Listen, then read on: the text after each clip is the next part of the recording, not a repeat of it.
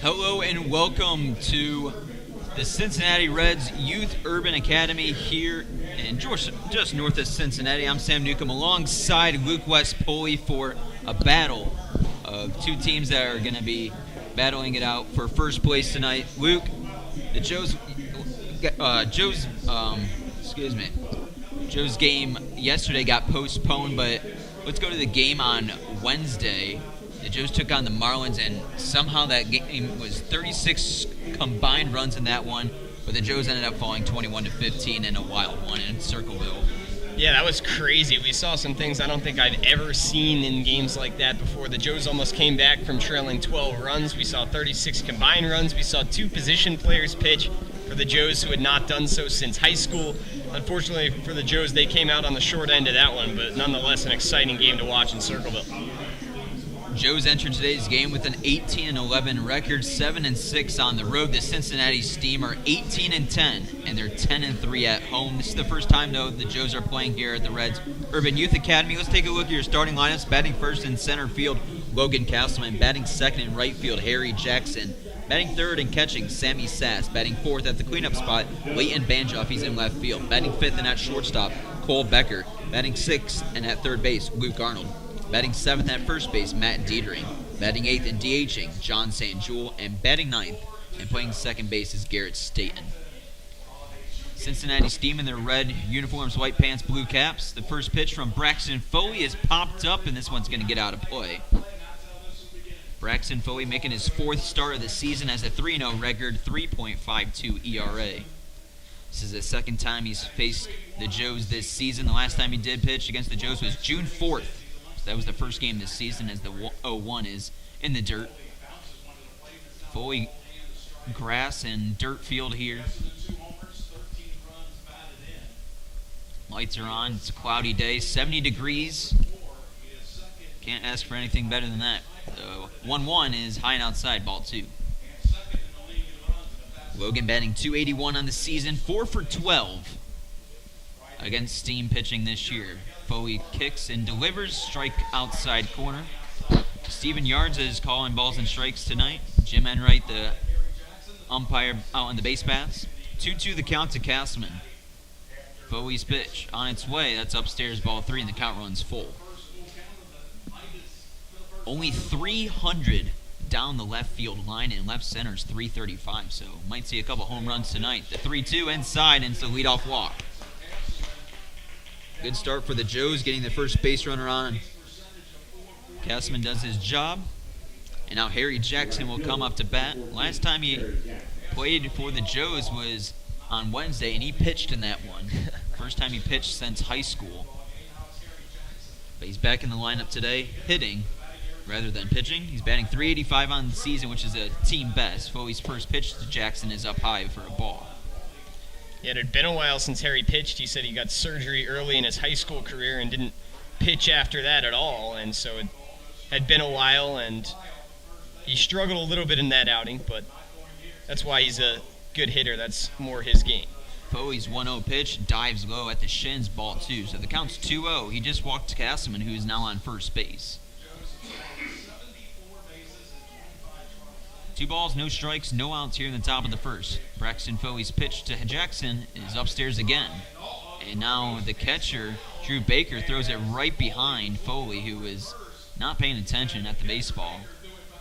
Foley kind of frustrated after throwing another ball. Now another ball to Harry Jackson would put runners on first and second to start today's game. See if Foley can find the strike zone here. The 3-0 is across the plate for a strike. 3-1 the count. Jackson has a hit in 16 of the 19 games he's played in this season. Joe's trying to avoid losing 3 straight. Foley's 3-1 is called strike on the outside corner. Harry Jackson flipped his bat to the dugout thinking it was ball 4, but instead he's going to have to go retrieve it, and now the count is full for the second straight batter. Full count, nobody out. Castleman on first for the Joes here in the top of the first. Foley's 3-2 is fouled off. Could be huge if Jackson could work a walk again on base here in a small ballpark, the guy on deck is not someone you want to come to the plate in Sammy Sass. Yeah, just basically just a lazy fly ball could result in a homer for both teams tonight in the left field fence. The 3-2 is called strike 3. Harry Jackson watches one on the outside corner, and Braxton Foley gets his first strikeout of the night. Great job to battle back there from Foley. 2 perfect pitches right across the plate. Probably would have thrown ball 4 to Jackson on the first 3-2, but he fouled it off, and he recovers there with his first strikeout of the night. Logan Castleman, he led off with a walk. He's 12 for 13 on stolen bags this year. Sammy Sass up to the plate. He is hitting the ball really well. Foley's going to go check on the runner over first, a lob throw. Sass batting .320, 17 RBIs, 5 homers. 4 homers last week alone. First pitch to Sass, a breaking ball outside. Sammy Sass with the black bat and then light green tape on the handle. Foley's 1-0. Another breaking ball, but up and out for a ball. 2-0 the count. Sammy Sass's hit streak came to an end after he went 0 for 1. He reached base 4 times the other day against Castleman's on the move. The throw from Baker is not in time. Castleman steals a bag, and that's his 13th of the year. That was a close play. He didn't get the best jump over there from first, but he's in there with the stolen bag. And now Sammy Sass is at risk of walking again, as you were hinting towards he did a couple days ago, Sam. Got hit by a pitch twice and walked twice, and then struck out swinging. The 3-0 to Sass, and it's a 4-pitch walk. So Braxton Foley struggling to find the strike zone, was able to strike out Harry Jackson on a 3-2 count. But a 4-pitch walk there to Sass, and there's runners on first and second with 1 out. Leighton Banjoff will come up to bat. He's on a 9-game hit streak for the Joes. Trying to add to his RBI total, which sits at 9 right now. 1 out in the inning, first and second for the Joes here in the top of the first. Braxton Foley's first pitch. It's a breaking ball called strike to Leighton.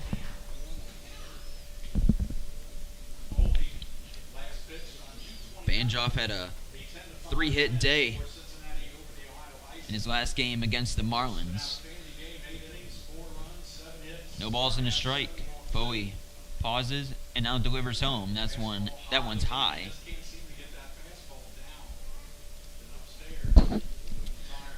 Yeah, Foley is struggling to get his pitches down. He's missed high on pretty much every single one of the balls thus far, especially on that fastball. We'll see if he can pull it down here. Foley sets, delivers a breaking ball, and that's a beauty. Throws Banjoff, and he couldn't do anything but watch him go by, and he's down in the count 1-2. Yeah, the fastball and the slider have been the things that have been missing for Foley thus far. That breaking ball's looked pretty good. See if Foley can get the second out of the inning and retire Banjoff here, who's going to have to battle up there at the plate. But he's going to step off. We've seen a couple times when the count's 1-2 like this, where the Joes go for a double steal kind of hit and run. Let's see if that will be on here. Foley sets, looks a couple times at second, now throws home, and that one's in the dirt. Baker keeps it in front, and now the count's even at 2 balls, 2 strikes. Banjoff batting .333 against the Steam this season.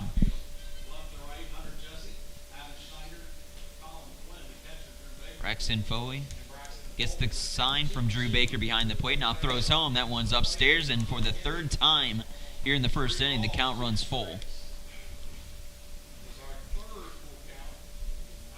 Braxton Foley walked Castleman in a full count, then struck out Harry Jackson looking in the other full count. See what he can do here against Leighton Banjoff. The payoff pitch, runners on the move, and that's inside. Ball 4, and they are juiced with 1 out for Cole Becker.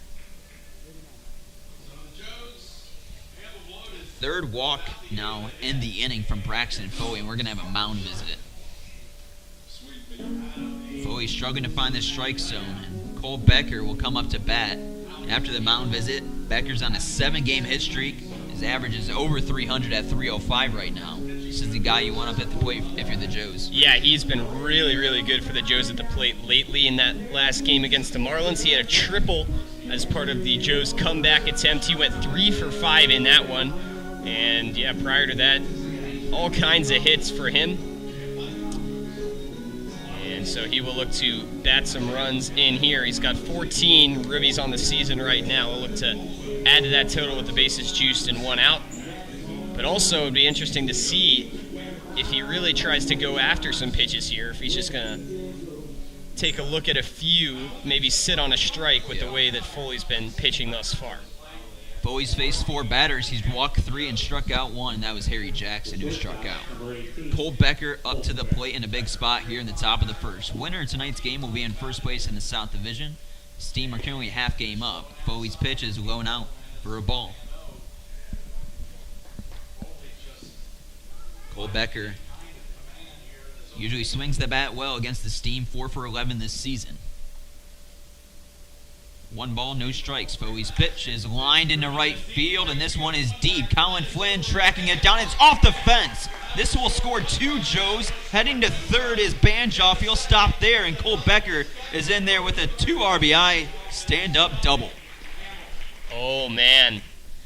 A couple guys on the base paths thought that might have been caught out there in right field by Colin Flynn, so that meant that Leighton Banjoff was kind of hanging around in between first and second, so he wasn't able to score, but that one was about 5 feet away from being a grand slam for Cole Becker. Maybe less than 5 feet. Yeah, that was off the top of the wall over there and right. He almost went oppo, but 2 runs still score, and now there's 2 in scoring position for Luke Arnold. The Joes can extend their lead here. Second and third, 1 out. Luke Arnold up at the plate. He watches a curveball go by, but that one curves low for a ball below the knees. Arnold batting .273 on the season, 16 RBIs on the year. .250 average against Steam pitching. Foley's 1-0. It is a swing. It was in the dirt, but Arnold went around half-heartedly, and the count's 1-1. Banjoff on third. And Cole Becker on second. He just had the big double to score 2 Joes. Foley's 1-1 on its way. That's high and out. Matt Dietering's on deck. Dietering has been swinging the bat well the last couple games as well. Second and third, 1 out here in the top of the first. The count's 2-1. Braxton Foley kicks and fires, and this one's lined straight back. So now the count even at 2 balls and 2 strikes with 1 out. Arnold out of right state.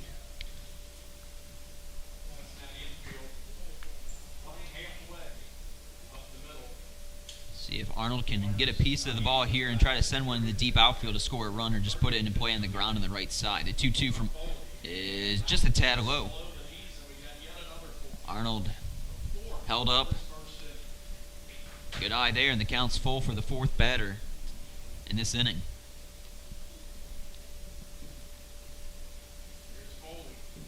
The payoff pitch from Foley is outside, ball 4. Good at bat there from Luke Arnold. That's the 4th walk in the inning from Braxton Foley, and they are back loaded with 1 out for Matt Dietering.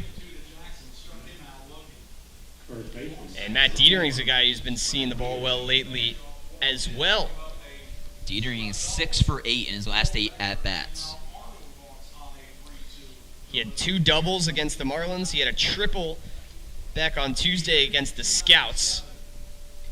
Yeah, he went 4 for 5 against the Marlins. The first pitch from Foley to Dietering is grounded to the second baseman, Klasner. He flips to second for 1, but they're not going to get another one. And they're going to throw to third. Cole Becker was off the bag for a second, but he's able to get back in time. So the Steam can't turn the 4-6-3 double play. It's going to be an RBI fielder's choice for Matt Dietering. Arnold is retired. There'll be runners on the corners with 1 out. Leighton Banjoff came in to score on that play, so the Joes will now lead 3-0.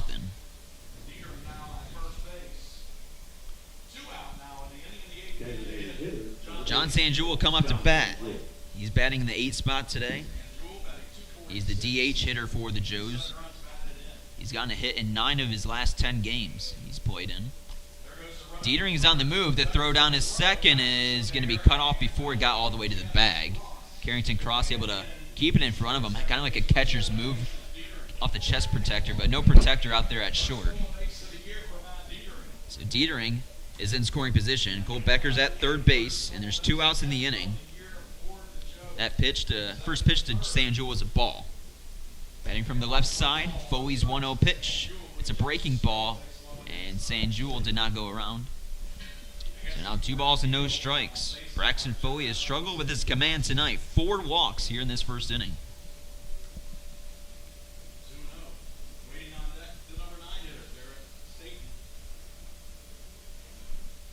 The 2-0 is in there on the outside corner for a strike. Garrett Staten's on deck. He would be the 9th man to bat in the inning if San Jewel can reach base here.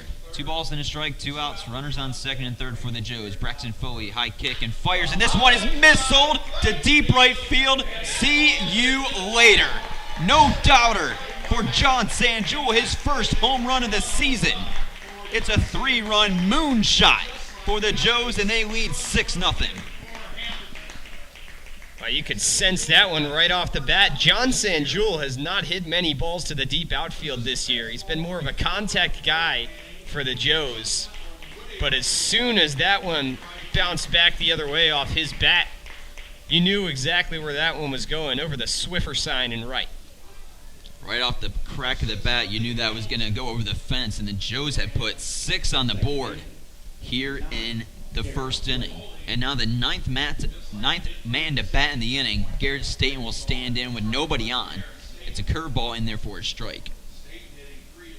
Staten has been one of the better guys against this team this year for the Joes. He's 7 for 12, and he cranks this one down the left field. That one's going to get all the way to the fence. It's a short fence over there. Staten's on his way to second, and the throw to second is not in time. It's a 2-out double for Garrett Staten. They are just teeing off Braxton Foley right now. Yeah, they're just rolling right now. That one was another solid hit from Staten. He was inserted into the lineup at the last moment for his teammate, Braden Broom. Both guys from Samford, and he's off to a good start, 1 for 1. But yeah, like you mentioned, Sam, he's batting .583 against his team coming into this game, so he's been great against them. Castleman back up to the plate. He started things today with a walk. He came around to score. Now he's batting again here in this first inning. Garrett Staten over there at second. 6-0 Joes. Braxton Foley takes a deep breath, now delivers home, and this one is just below the knees at the shins for a ball. 1-1 the count. We thought we would see a couple home runs today, but we didn't think John San Jewel. But San Jewel had a lot of pop on that one, crushed it. The 1-1's another breaking ball. That one misses below the knees again. Yeah, you mentioned that the field is 300 in left, 330 in right. We thought maybe the righties would be the ones that have a field day today, but the close home run from Cole Becker was opposite field, and then the lefty John San Jewel puts one over the wall. Swinging a foul ball off the bat of Castleman, out of play. 2-2 the count with 2 outs to Logan. Yeah, the wind is blowing straight out towards right center field.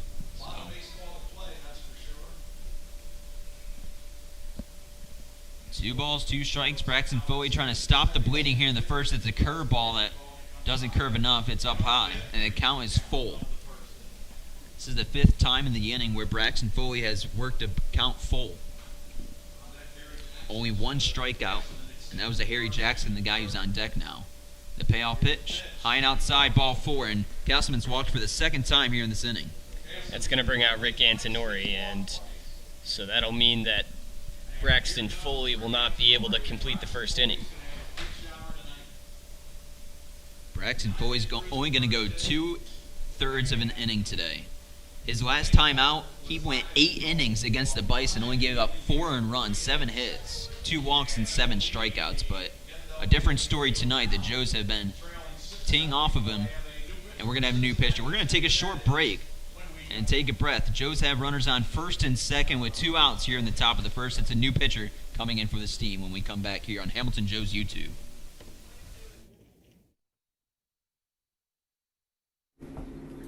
ADG Services is Hamilton and Fairfield's most trusted painting contractors, offering deck staining, sealing, and waterproofing, as well as drywall texturing and exterior and interior painting, as well as many other services. ADG Services is your way to go for all your painting needs. Visit them at 456 Sims Road in Fairfield or give them a call at 513-295-2767. ADG Services, a proud sponsor of the Hamilton Joes.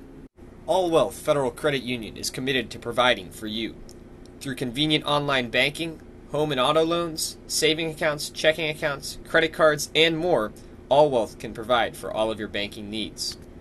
Located at 6 South 2nd Street in Hamilton, they can be found on the phone at 513-868-5881 or online at allwealth.org. All Wealth, supporting those who serve us. Butler County Mental Health and Addiction Recovery Services, in partnership with the community, is here to provide comprehensive recovery-oriented system of care and prevention.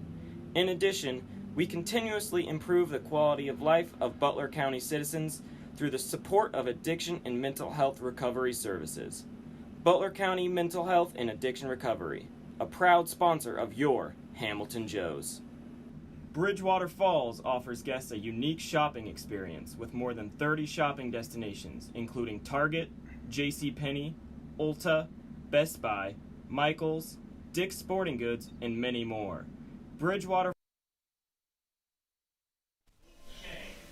Back here at the Reds Urban Youth Academy, the Joes have put up 6 here in the top of the first, and they're not done yet. They have runners on first and second with 2 outs. The new pitcher for the Cincinnati Steam is Alex Shea, a junior out of Cincinnati. He's only pitched twice this season. This is his 3rd appearance. The other 2 times were against the Joes. Last time out was the 27th. He went 2 innings, gave up an earned run and a hit. Struck out 4 guys and walked 1. He's a left-handed thrower. And Harry Jackson up at the plate. The first pitch from Shea is swung on and missed for strike 1.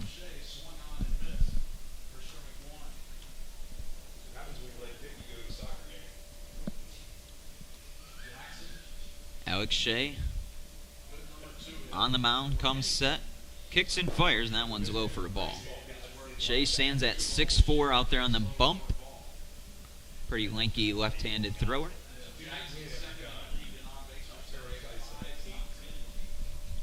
Joes are batting .324 against lefties this season. The 1-1 to Jackson is in the dirt, and Jackson goes chasing for strike 2. Here he struck out looking earlier in the inning, trying to avoid striking out for the 2nd time, not only tonight, but in the inning alone. 1 ball, 2 strikes, 2 outs, runners on first and second. Alex Shea from the stretch. It's a curveball that sails outside.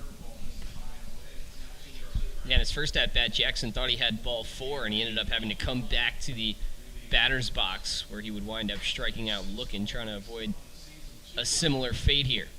Harry's just 1 for 6 against left-handed pitching. Shea's 2-2 is in the dirt, and the count runs full. It's the 6th time in the inning the count has been full, but only the first time as this is Alex Shea's first batter tonight.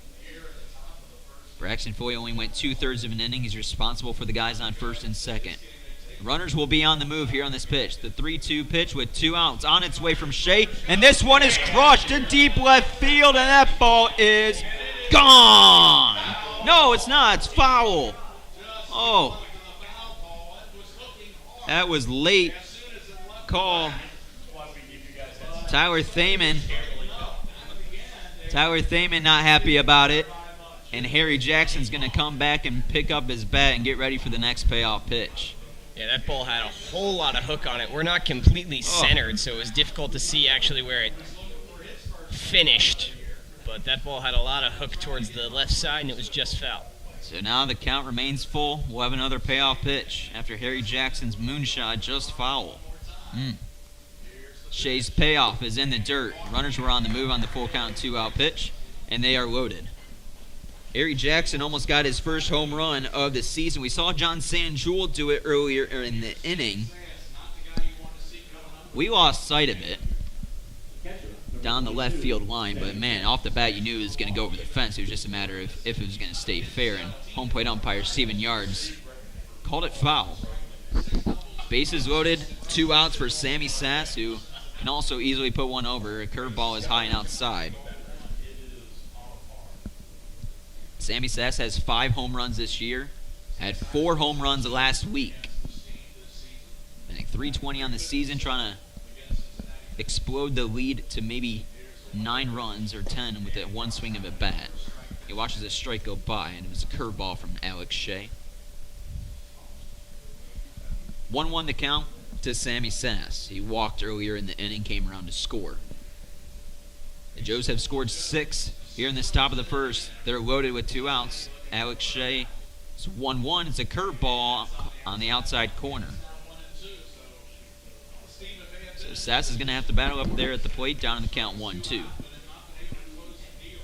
Steam trying to stop the bleeding here in the first and get their bats up for the first time tonight. 1 ball, 2 strikes. They're loaded with 2 outs here in the top of the first. Sammy Sass at the plate. Alex Shea kicks, fires, and this one is lined foul. And out of play on the right side. That one was crushed, too. The balls are coming off the Joes' bats well today. But Jackson puts one foul, and then Sass does the same in this at-bat. Staton's on third, Castleman on second, Harry Jackson's on first.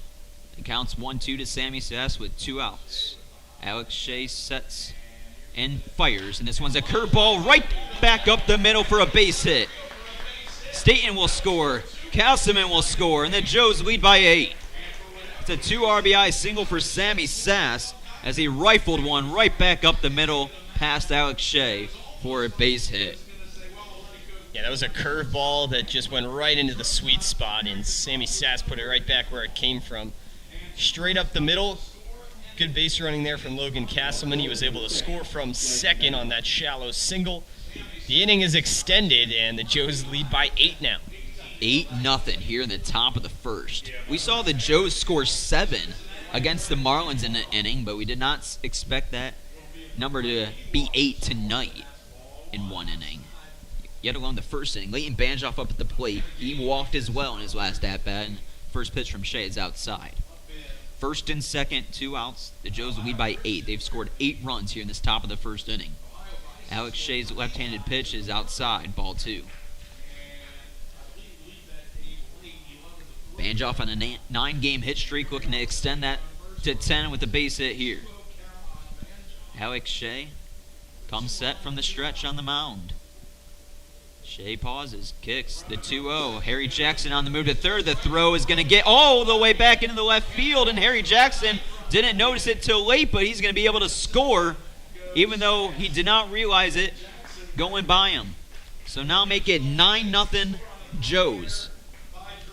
Drew Baker's throw is behind Jackson, who is heading to third, and the third baseman, Harrison Johnson, could not get a glove on it, and it went by into the outfield. And Harry did not realize it till very late, but it still was able to score.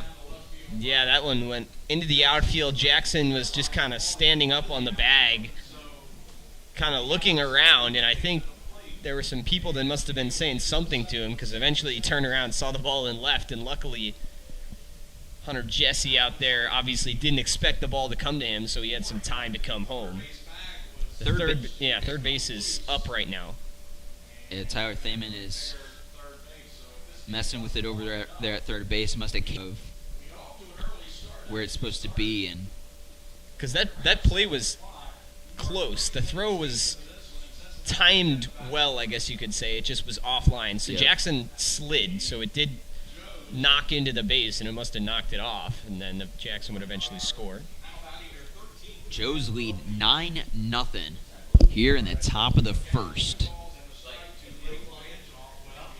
The bats have been red hot this past couple weeks for the Joes. They came into today with a third best team average in the league at 276. They're second in runs, third in hits, second in walks drawn, and they're really aggressive on the base pass. They have 74 stolen bases, which is also second in the league. Yeah, they've been good the past couple of weeks. They were kind of middle of the pack when it came to hitting, and the pitching was what got it done early. But now that the hitting has come along, they've really made a move towards first place in the South. Currently sitting in second, though. But with a win today, they could potentially move back into that top spot. Banjoff is the 13th man to bat. The count's 2-1 to Leighton. Sammy Sass is on second base. He also advanced on that errant throw from Baker. 2 balls and a strike, 2 outs here in the top of the first.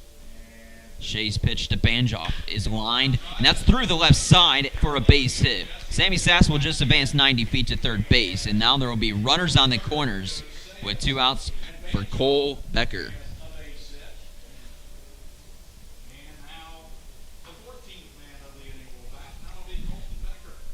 Joe's bats just seem to have a magnet inside them right now. Everything they're going after, they're able to put in play.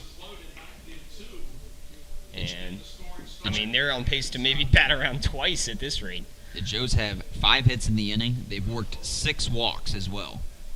Cole Becker at the plate. With runners on the corners, Shea will go throw over to first base, but clearly not trying to get Leighton Banjoff. It was just a toss over there to the first baseman, Tyler Wagner. Cole Becker doubled off the right field wall his last time up, and he lines this one out of play. Cole Becker had the 2 RBI double earlier in this inning. Today's game started at 7:01, so it's about a half hour, and the Joes have been at the plate the whole time. The 0-1 pitch. Nice breaking ball that is up in the zone, called strike by Steven Yards, and Cole Becker is down the count 0-2. The Joes have really done a really good job with 2 strikes on them tonight here in the first inning. First and third for the Joes, 2 outs. The count's 0-2 to Cole Becker. Becker, Shea's pitch is up high. 1-2. Cloudy day here just north of Cincinnati at Roselawn at the Res Youth Urban Academy. Shea trying to finally end the top of the first inning. The 1-2 to Becker is high and deep to left field, and that ball is off the fence again. Sammy Sass will score. Coming to score all the way from first base is Leighton Banjoff. And Cole Becker hits his second double of the inning, both of them off the fence. Oh, Becker robbed once more of a home run, this time in left center. It was interesting because Hunter Jesse out there in left put his glove up over his head, kind of like he was blocking it from the sun, and it looked like it was just going to be a routine play. He didn't have to move much, and then he started sprinting towards the back fence, and you thought maybe that one would get out, but just a double for Becker. But his second of the inning brings up Luke Arnold now. Luke Arnold, the 15th man to bat for the Joes in the inning, watches a strike go by down the heart of the plate. Luke Arnold walked his last time up. Alex Shea on the mound for the Steam. Kicks and deals, and that one's low for a ball. I'll be interested to see once we get to the bottom of the inning how Sam Klein will respond after watching his team do all this. And obviously his warm-up may be thrown out of whack a little bit as he's pitching probably 20 minutes later than he expected to be. The 1-1 pitch from Shea, it's a breaking ball and a big hack there from Luke Arnold, but he missed it, and the count's 1-2. Yeah, Arnold went after the changeup. It just fell into the dirt right before he took that swing. Now another 2-strike count here. Can Alex Shea stop the bleeding for the Steam? The Joes have scored 11 in the inning. Shea's 1-2 is going to dive low for a ball. Evens the count at 2 balls, 2 strikes. Matt Dietering is on deck. He will come up to bat if Arnold can reach base here. Cole Becker's on second base. He just doubled for the second time in the inning. The 2-2 from Shea. Hanging curveball, and Arnold watches it go by, called strike 3. What an inning for the Joes. They have 15 guys come up to the plate in the top of the first. They score 11. And now Sam Klein will come out of the dugout finally to pitch. And we talked about all season long, Sam Klein doesn't really get run support. Well, how about 11 in 1 inning to start today? Yeah, great start there for the Joes, and Sam Klein has got a cushion to take the mound as we start things in the bottom of the first. All right, when we come back, we'll give you the Cincinnati Steam lineup, and we'll talk a little bit more about Sam Klein, who's having a phenomenal year this summer. We'll be right back here on Hamilton Joe's YouTube. Bridgewater Falls offers guests a unique shopping experience with more than 30 shopping destinations, including Target, JCPenney, Ulta, Best Buy, Michaels, Dick's Sporting Goods, and many more. Bridgewater Falls also has a wide variety of delicious dining destinations. From burgers to pizza to sushi, experience all the flavors of Bridgewater Falls. Bridgewater Falls is located just off the Butler County Veterans Highway, Ohio 129, at the corner of Princeton Road and Bypass 4. Come experience a great shopping, dining, and services in the heart of Fairfield Township, Ohio. At Brown Dawson Flick Funeral Home, we don't just care for the recently departed. We serve those who held them most dearly.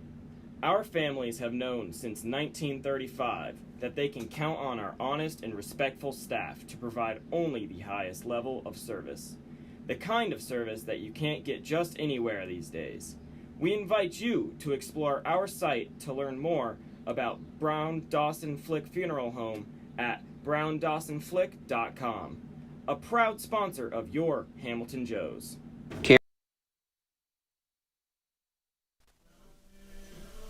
Back here at the Reds Urban Youth Academy, Joe's playing here for the first time. Well, first time they played here, they put up 11 runs in the top of the first inning.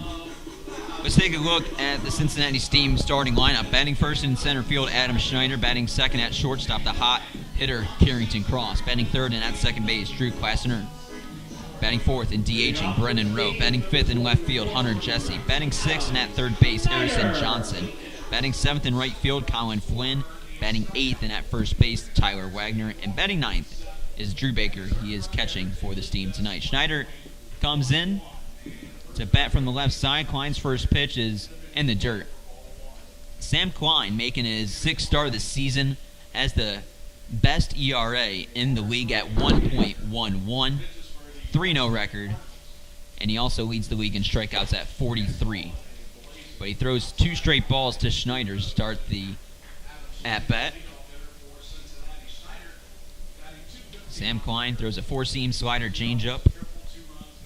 Comes set on the mound and delivers home. This one is popped up and out of play on the left side. Schneider batting .250 on the season, but .333 against the Joes.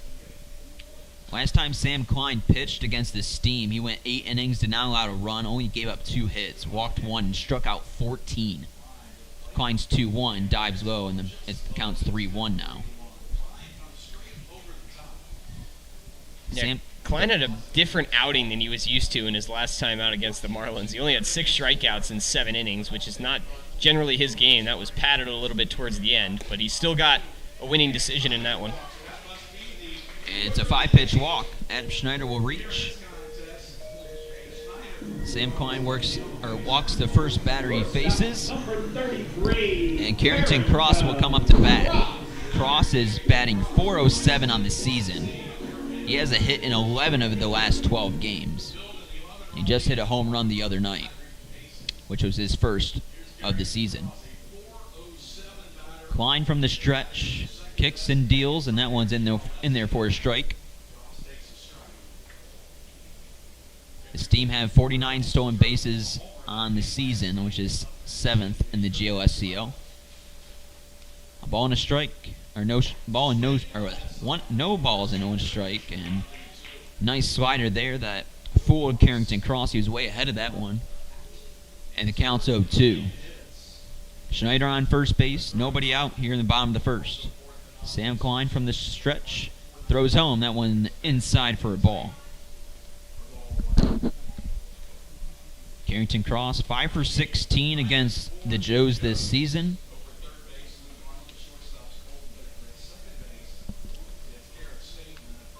Klein sets below the belt and now fires home into another breaking ball, but Cross able to get a piece of it, follows it straight back.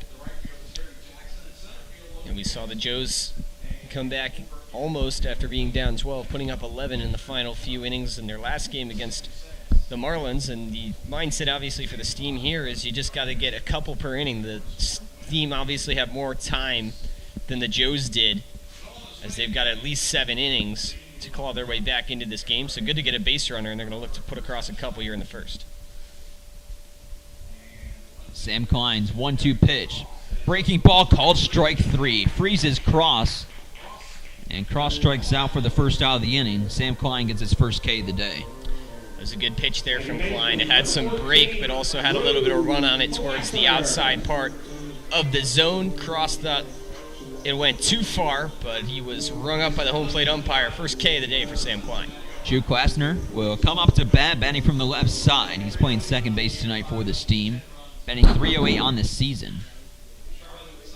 Schneider's on first base. He walked to lead things off here in the bottom of the first. First pitch from Klein is a fastball, called strike in the outside corner.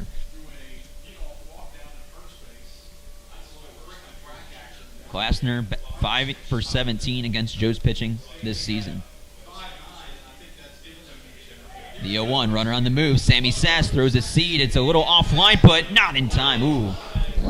I thought Garrett Staten applied the tag in time, but guess not. It's a stolen bag for Adam Schneider. Sammy Sass was a little offline. It was to Garrett Staten's right, so he had to come across his body, make the catch, then apply the tag to his left. But just a tad late, and a runner in scoring position for the Steam. The count's 0-2 to Drew Klasner. Brennan Rowe on deck, the cleanup hitter. Sam Klein lasered in to the signal from Sammy Sass behind the dish, and Klasner's going to call time.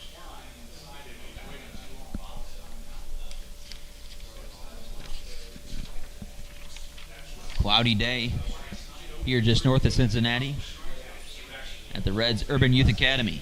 The count's 0-2. Klein's pitch on its way, and that one's low and outside. Sammy Sass able to slide to his left and make the stop. Keep it in front. The Joes had 6 hits in the top half of the inning and scored 11 guys. Sanjoy had a 3-run homer, and Harry Jackson almost got his first home run of the season, but he walked. The 1-2 for Klein is lined right to Garrett Staten at short. It was off the end of the bat and hung up there for Staten to easily make the play for the second out of the inning. Yeah, that one was just softly hit over there to Garrett Staten at short. And Drew Klasner is retired. So a good start from Sam Klein. He gives up the walk, and then the stolen base was just unfortunate as the throw was just offline, but now he's got a chance to get out of the inning and only face 4. Klein's first pitch to Brennan Rowe is swung on and missed in the dirt. Brennan Rowe out of Indiana University has 2 home runs on the season, 20 RBIs. Pair of Hoosiers in the lineup for the Steam. Next one on deck is Hunter Jesse. The 0-1 from Klein, breaking ball, called strike looking. 0-2 the count. Sam Klein gets right back on the rubber to try to get his second strikeout of the inning and strand that runner on second base. Klein kicks and fires the 0-2. It's fouled straight back. Sam Klein, he walked the leadoff man. That's Schneider, who's on second base. That was Klein's 8th walk. And coming into today, he had 7 walks on the season and just 32 in the 3rd innings pitched. Impressive stuff, and 43 strikeouts as well, which is just crazy number, which leads the league. The 0-2 pitch from Klein pops out of the mid of Sass, and Sass able to get to it in time, and Schneider holds put over there at second. 1-2 the count now to Brennan Rowe, who's batting .250 against the Joes this year. The Joes are 4-2 against the Steam. Klein pauses, takes a couple looks over at second, now delivers home. This one is lined into left center field. That will get down for a base hit. Schneider will come around third and easily score. And Brendan Rowe will hold put at first base. It's a single and an RBI for Brendan Rowe, and the Steamer on the board. That is Rowe's 21st RBI of the season. That ties him for the team lead on just a line ball into that left center gap. And the Steam are started off on the scoreboard. Still a lot more work to do, but a good start for them. Just the 5th run given up from Sam Klein this season, and the first pitch to Hunter Jesse is lined foul out of play. So now 11-1 the score here in the bottom of the first inning. Hunter Jesse batting from the left side. He's only 1 for 7 against Joes this year, and the fastball is just low for a ball. Jesse batting .323 on the season, was a late addition for the Cincinnati Steam team. Brendan Rowe leads off at first base. Klein's 1-1 is chopped foul down the first base line. So now Klein another strike away from getting out of the inning. He had 2 strikes on Brendan Rowe, but Rowe was able to deliver one through the left center gap for a long single. 1 ball, 2 strikes, 2 outs here in the bottom of the first. Sam Klein from the stretch fires home. This one swung on and missed. So Klein gets 2 strikeouts in the inning, but he did give up 1 off the RBI single from Brendan Rowe. We go to the second. Joe's 11, Steam 1 here on Hamilton Joe's YouTube. Carefree Heating and Cooling is an AC service in Hamilton, Ohio you can trust. When you are looking for a quick AC repair in Hamilton, Ohio, turn to the professionals at Carefree Heating and Cooling. With a name for completing the work correctly the first time, you can rely on our quality service to get your AC system working like it should. When you need air conditioning fast, call us at 513-268-5164, or you can also contact us online at carefreeheatingandcoolingco.com. The Casual Pint is a community and neighborhood craft beer spot located in Hamilton that provides a vast selection of the best craft beers the region has to offer. They also offer a great selection of food options from appetizers to entrees, so if you just need a snack while you socialize or want to enjoy lunch or dinner, they have something that will hit the spot. Go online and order at hamilton.thecasualpint.com or go to their location located on 130 Riverfront Plaza. That is 130 Riverfront Plaza in Hamilton, Ohio. Proud sponsor of the Hamilton Joes. Joes fans, Chatterbox Sports is your home for high school sports all across Butler County. For live events, exclusive interviews, podcasts, photos, and more, visit chatterboxsports.com. Also follow them on Twitter and Instagram at cboxsports. Joe's fans, stop by Chester's Pizza to grab the best slice in town. A local staple since 1948, they're located at 2929 Dixie Highway in Hamilton, and they can be found on the phone at 513-892-1973. Chester's Pizza is a proud sponsor of your Hamilton Joes. Back here to start the top of the second, Matt Dietering will come up to bat. Dietering just batted once in that first inning. And the Joes got 15 guys up at the plate. First pitch from Alex Shea is in there for a strike at the knees. Dietering grounded out to second base, but reached base on the fielder's choice.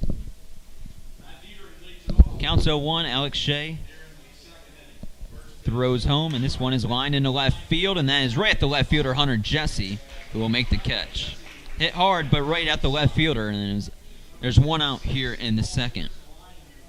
Yeah, the sun is shining from behind us out towards left, and we've already seen Hunter Jesse having some trouble with that, but on that play he's able to block it from his view and track that ball down with ease. Now John Sanjul will come into bat. Last time up he cranked a 3-run shot over the right field fence. His first home run of the season. Train going by out in straight center field. First pitch from Shea is low for a ball.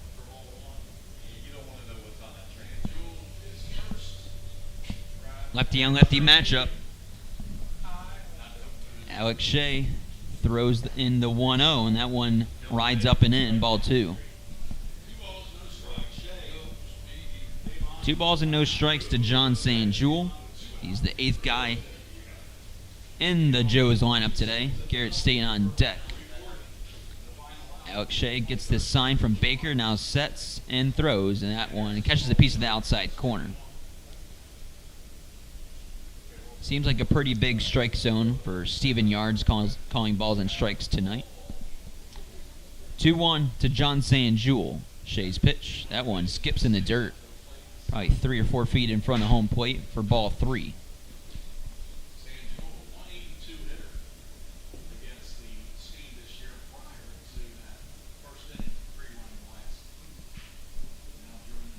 Won the count with 1 out here in the top of the second to John Sanjul.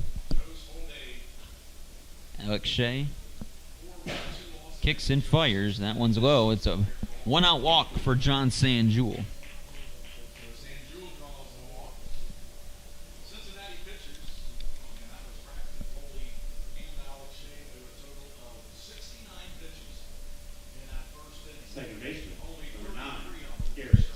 1 out here in the top of the second. Garrett Staten will dig in, batting from the right side.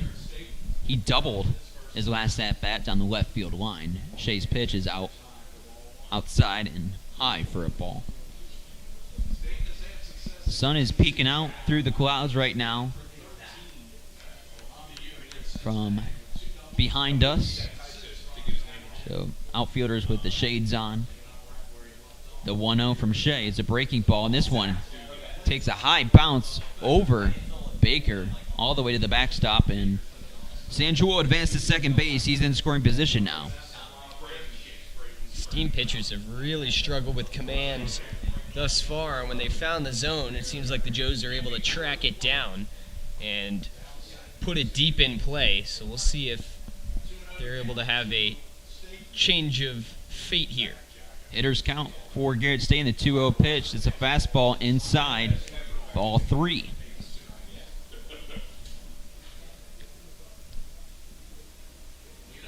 The Steam have walked 7 batters, and we're not even through 2 innings of play yet. Alex Shea trying to throw a strike here. The count's 3-0. The pitch is in the strike zone. It's now 3-1 the count to Garrett Staten.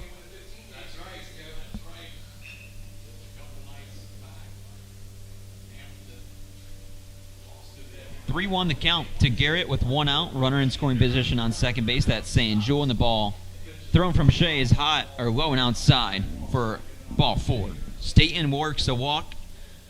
Shea walks back-to-back batters, and now the top of the order up for the Joes. Castleman making his 3rd at-bat of tonight's game here in the 2nd inning. He walked in both the at-bats he had in the 1st. Batting from the right side, runners on 1st and 2nd for the Joes, 1 out. Shea's pitch, it's a breaking ball, and that one catches the inside corner. Castleman has now worked 22 walks, which leads the team. He just gets on base in any way possible.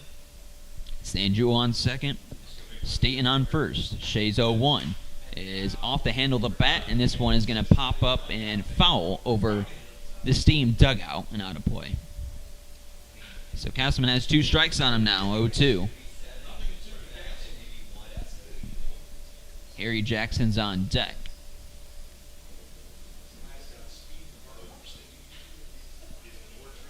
See if Shea can record the 2nd out of the inning.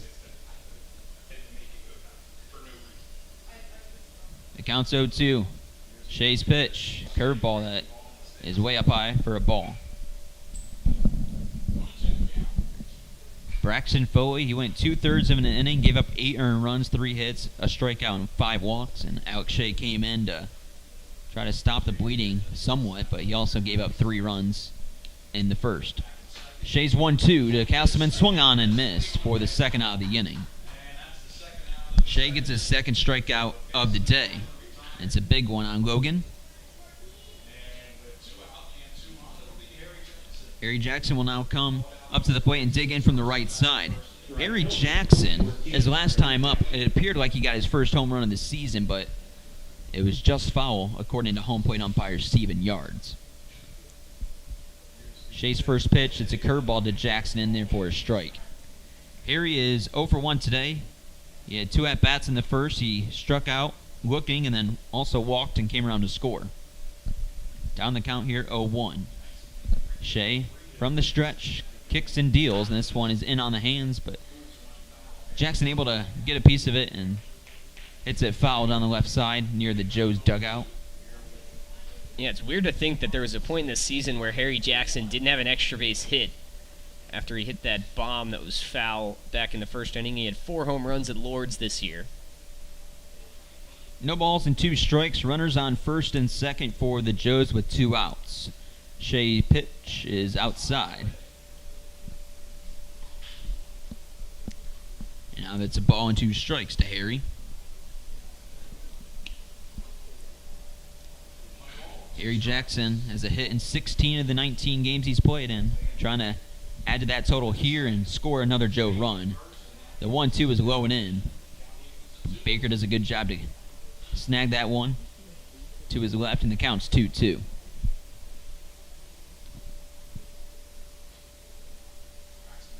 It's the longest the sun has been out today. 2 balls, 2 strikes, 2 outs. Shea's pitch. It's a curveball, and good job from Harry just to fight that one off. Has a smile on his face. He cracked it. He knew that was coming into the zone. He was way late on that swing, but he just threw the hands at it.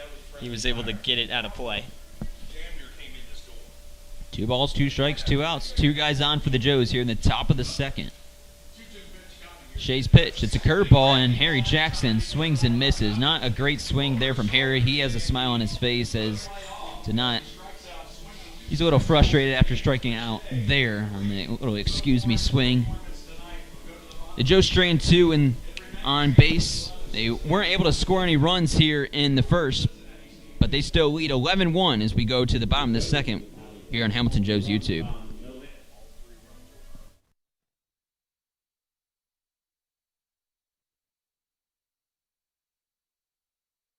For over 130 years, Coca-Cola has been guided by a spirit of creativity, innovation, collaboration, and love of community. The next time you come to Foundation Field to watch a Hamilton Joes game, do yourself a favor and get yourself an ice-cold Coke. Coca-Cola, proud sponsor of the Hamilton Joes. Are you switching or looking for a new bank? First Financial Bank is the perfect fit because they put you first. Their 3 goals is to stay flexible to serve your needs, invest in the community financially and personally, and they tailor their services to your needs. First Financial Bank. When it comes to managing your money, they make it easy, fast, and secure. Come curious and leave inspired. The Fitton Center for Creative Arts isn't just a building, it's an experience. We are a nonprofit community arts organization that has been a part of the Hamilton community for over 20 years. Visit us soon to see what we have to offer. Learn something new in one of our art classes or workshops that are open to students of all ages. Be enthralled by extraordinary musicians, actors, and dancers at one of our live performances. Stroll through our remarkable art galleries or reserve one of our diverse venues for your special event. Become a part of the Fitton Center and redefine the way you experience the arts in Hamilton.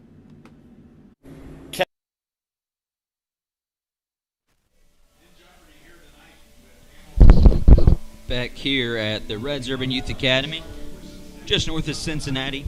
Sam Klein will take the mound for his second inning of work. Due up for the Steam is Harrison Johnson, Colin Flynn, and Tyler Wagner. The Joes scored 11 runs in the first, and the Steam were able to get 1 as well in the bottom half of the first inning. And that's where we stand right now. Third baseman, number 5, Harrison. Harrison Johnson batting .233 on the season.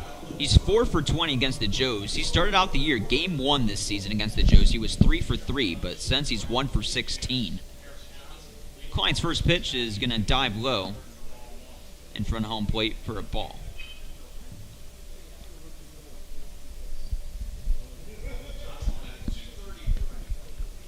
Klein quickly gets the sign. Now comes set, popped up and foul on the left side.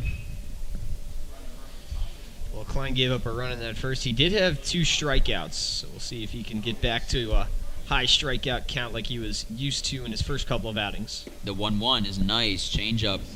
Gets Harrison Johnson way in front of that one. Yeah, last time Sam Klein pitched against the Steam, he struck out 14 and went 8 innings, gave up only 2 hits. 1-2 pitch from Klein is swung on and missed, low in the zone, and Sammy Sass will throw it around the horn. Another good pitch there from Klein. And his 3rd strikeout. So maybe he's rebounded a little bit, and he looks good to start this second. And obviously a bit more, or a bit less pressure on him rather.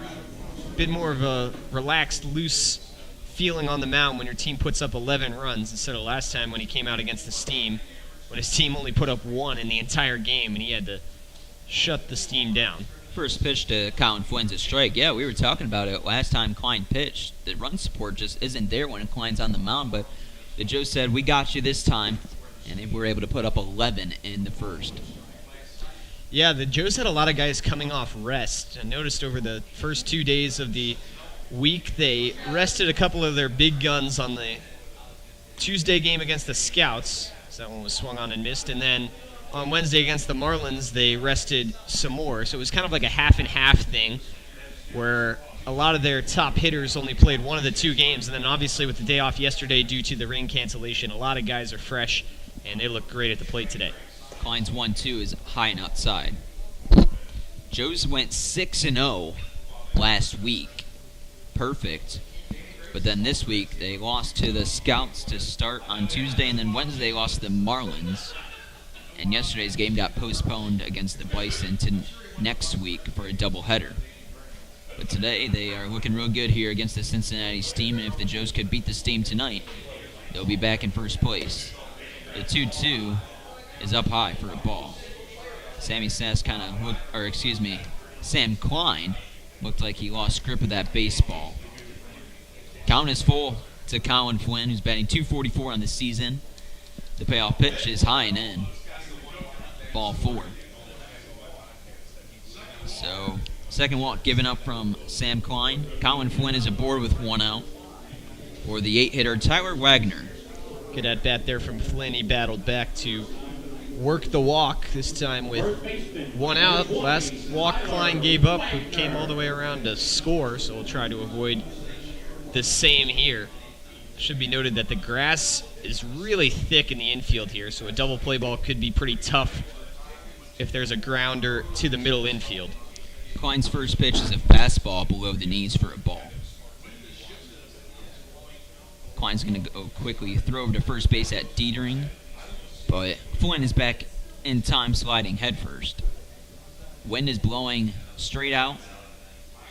We've already seen 1 home run from John Sanjul that left the field over the right field fence.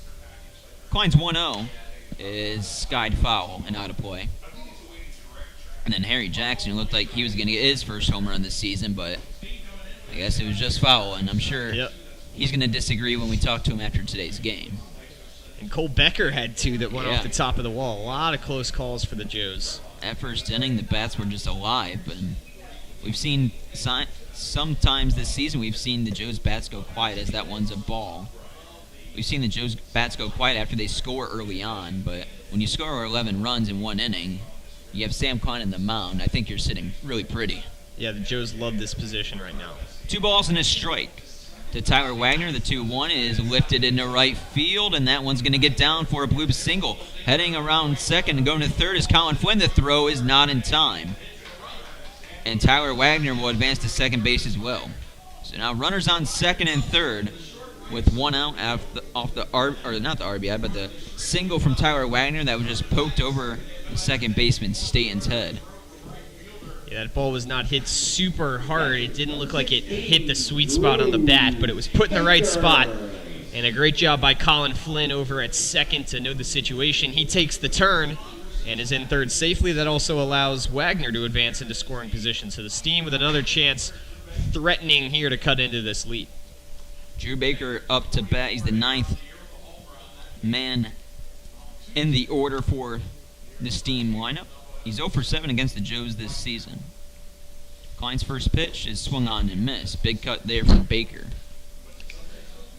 Drew Baker is a catcher out of Wright State, the catcher for the Joes today. Sammy Sass is also out of Wright State. Those guys will be teammates with the Raiders next year, possibly competing for that spot behind the plate. Runners on second and third. This one is skied into deep center field. Logan Castleman is camping underneath it. He'll make the catch. Tagging from third to home is Colin Flynn. He'll score easily. And Tyler Wagner will hold put over at second base. He left the bag, think there was 2 outs, and then he had to retreat back to second base and wasn't able to tag up.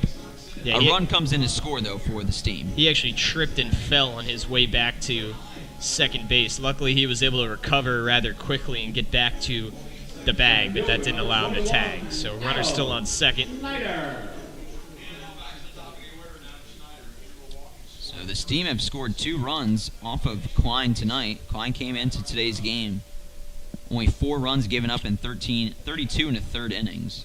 Runner on second base That's Tyler Wagner, top of the order for the Steam. Adam Schneider swings at the first pitch from Klein, but this one's lofted right into the glove of Leighton Banjoff in left field for the third and final out. So the Steam score another run, but they still trail by 9. We go to the third, due up for the Joes. Sammy Sass, Leighton Banjoff, Cole Becker when we come back here on Hamilton Joe's YouTube. Bettering Health Hamilton at Fort Hamilton Hospital, founded in 1929, is dedicated to providing Butler County with community-focused health care. With skilled specialists and cutting-edge technology, they feature advanced wound care, emergency care with a Level 3 trauma center, heart and vascular care, maternity care, and orthopedics and joint replacement. Visit them at 630 Eaton Avenue in Hamilton or give them a call at 513-867-2000 for all of your healthcare needs. 4-Star Mechanical is your one-stop shop for all things heating, ventilation, air conditioning, and refrigeration. With over 100 combined years of industry-specific experience, they're equipped with the design and job site knowledge to complete every project from concept to routine maintenance. Call them at 513-737-1008. Frank's Glass is here for you, Hamilton and Fairfield, providing beautiful, reliable, and safe windows for all of your auto, residential, and commercial needs. Frank's Glass can be trusted to do the job right. Located at 5191 Dixie Highway in Fairfield, they can be contacted at 513-829-8284 or online at franksglass.com. If you're looking for an industry leader in all things related to windows and doors, look no further than L.E. Schofield Window and Door Co. With over 7 decades of experience in providing window and door repair and replacement services, as well as glass, screens, and other products, you can count on them to get the job done right the first time around. Call them today at 513-863-8932. Woman-owned and family-operated, M&G Body Shop has a honest and dependable staff that has over 30 years of experience bringing cars back to life. M&G Body Shop can get your car back safely on the road, providing a wide variety of services including bodywork, frame adjustment, painting, total loss evaluation, window and glass repair, collision repair, alignment, insurance claim reports, and paintless dent repair, and more. Visit M&G Body Shop at 12018 Hamilton Avenue in Cincinnati or call them up at 513-851-9056. Are your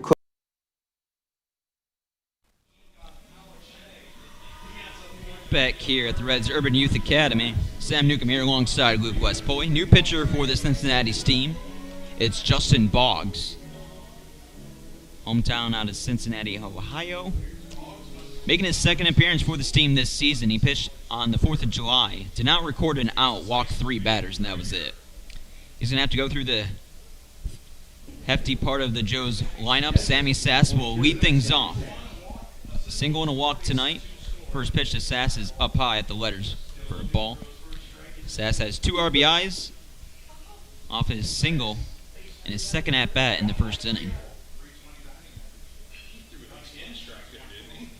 Boggs' pitch is skied up in the middle of the infield. First baseman Tyler Wagner will make the catch. It only took 2 pitches for Boggs to record an out, and there's 1 out here in the third. Justin Boggs undecided on where he's going to attend next year out of Lincoln Trail Junior College. Out of Cincinnati, played his high school ball for Walnut Hills. Shout out to the Hamilton Joes trainer, James Muncie. Leighton Banjoff will now come up to bat. He singled in his last at-bat to extend his hit streak to 10. That one looked a bit outside, but it was called strike. Banjoff looked like he disagreed. So it's the count's 0-1. Boggs stands at 6'7", 220 out there on the mound. The pitch is low and outside.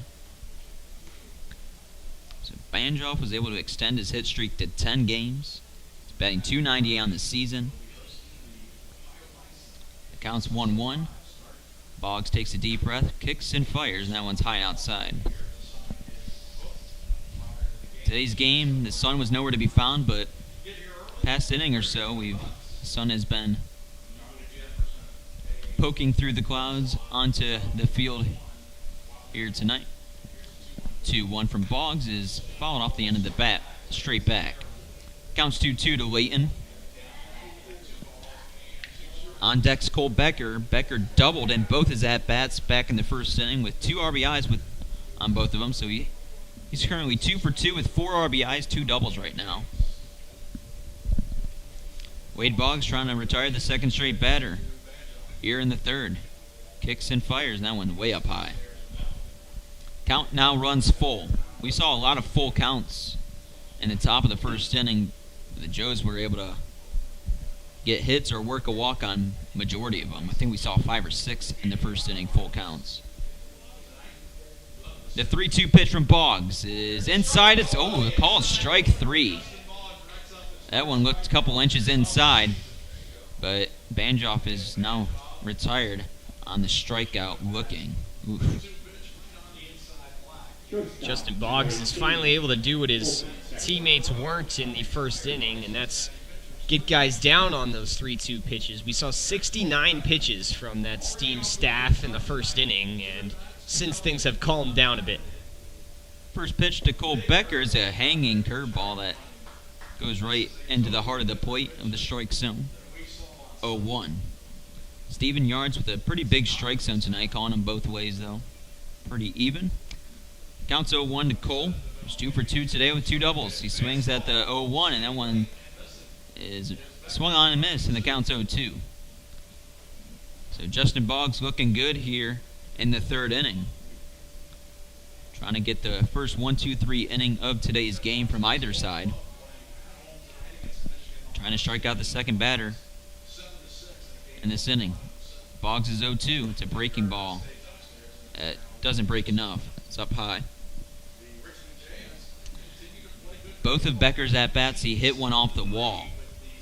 Just a matter of feet from having 2 home runs in today's game. He's down the count 1-2 here.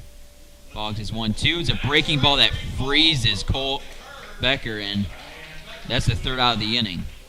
Becker knew it, and Boggs gets 2 strikeouts in the inning and retires the Joes in order 1-2-3. We go in the bottom of the third. Joes still lead 11-2 here on Hamilton Joe's YouTube.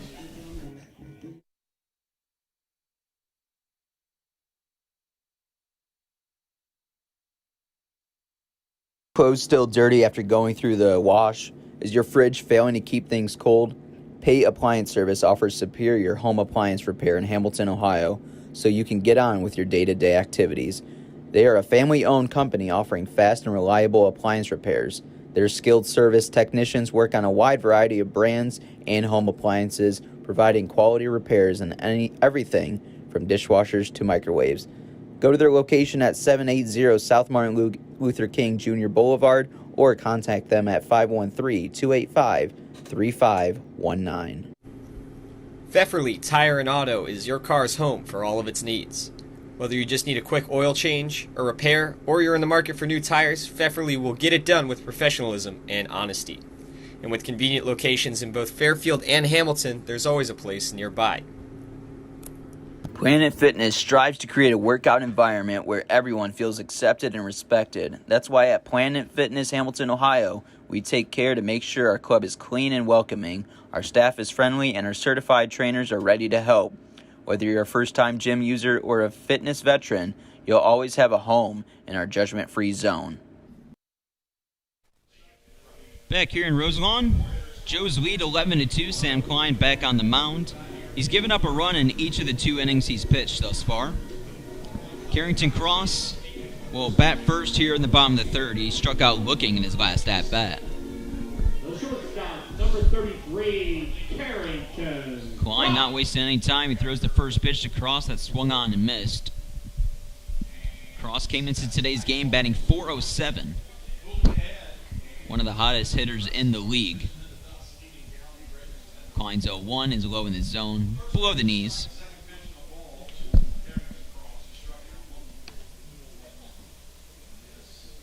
Both these guys probably going to be in the All-Star game in a couple weeks at Presco. The 1-1 is inside, called strike. Those rosters will be announced shortly. We'll be excited to see which Joes will be selected for that. The 1-2 from Klein is swung on and missed. Carrington Cross strikes out for the second time today. Klein has had his number, and there's 1 out in the inning. Strikeout number 4 from Sam Klein. He's He's back to his punch-out ways. And he's very businesslike on the mound back out here for this third. Maybe a little frustrated that he's given up a run in each of the first 2 innings. Very serious up there on the mound. Drew Klassner will dig in from the left side. He lined out to Garrett Stain at Shores last time up. Swings at the first one, lined straight back to the net. Lights are on here at the Reds Urban Youth Academy. Sun setting behind our heads in the press box. Klein's 0-1 to Klassner is upstairs and swung on and missed. Klassner chases up high, and Klein eyeing his 5th strikeout of the night. Lasered in to the signal from Sass, now sets. Throws the 0-2, that one outside. Waste pitch there, try to get Klassner to reach. Counts 1-2.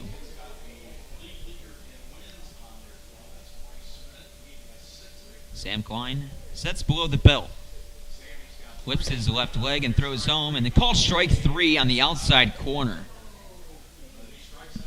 Steven Yards has a big strike zone. We've seen that called both ways. We saw Bandrop strike out that similar pitch, but to a lefty batter, Klassner had nothing, couldn't do anything with it. Watches it go by, called strike 3. And that's the 5th strikeout of the game from Sam Klein. He's looking to strike out the side here. Klein is starting to get hot. Brendan Rowe comes up to bat. He swings at the first pitch. Is grounded over to Luke Arnold at third. Arnold fields and throws across the diamond in time for the 3rd out. So the Joes were retired 1-2-3 in the top of the 3rd, and Sam Klein retires the steam in order here in the bottom 1-2-3. We go to the 4th. Joes lead 11-2 here on Hamilton Joe's YouTube. Queen City Hospice is your local, independently owned and operated center that is dedicated to providing patient-centered care and support to residents of the greater Cincinnati area in whatever place they call home. We understand that our staff is the most important aspect of our organization, and that is why we hire only the most qualified and compassionate individuals in the industry. This is why our care is second to none. Get ready, Joe's fans. Raising Cane's is coming to Hamilton. Opening June 29th at 1479 Main Street, you can enjoy the world-famous flavor of Raising Cane's chicken fingers. Can't wait? Head down to Fairfield, where there's a Cane's located at 5120 Dixie Highway that can satisfy all your cravings right now. Raising Cane's is a proud sponsor of the Hamilton Joes. Hungry Joe's fans, stop by Richard's Pizza before, during, or after the Hamilton Joe's game. Order a pizza that was voted #1 best pizza in Butler County, or order one of their famous Italian steak sandwiches at Richard's Pizza, located on 417 Main Street. You can order online or stop by Richard's Pizza for your next delicious meal. The Robinson Fence Company of Hamilton has been serving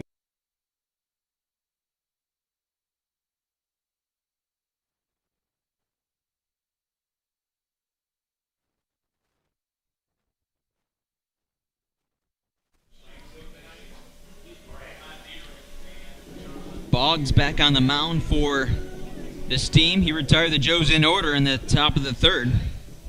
Luke Arnold will lead things off for the Joes. Luke is 0 for 1 today. Everybody in the Joes lineup has reached base tonight. Honestly, looking back to my scorecard right now in front of me, everyone reached base in the 1st inning. Yeah, the only 3 outs came from Arnold, Dietering, and Jackson. Jackson walked after his strikeout. Dietering reached on the fielder's choice, so he reached base, and then Arnold recorded the 3rd out, but before he struck out, he walked back in his first time up. First pitch was a strike to from Boggs, and the second one is a hanging curveball that finds the strike zone.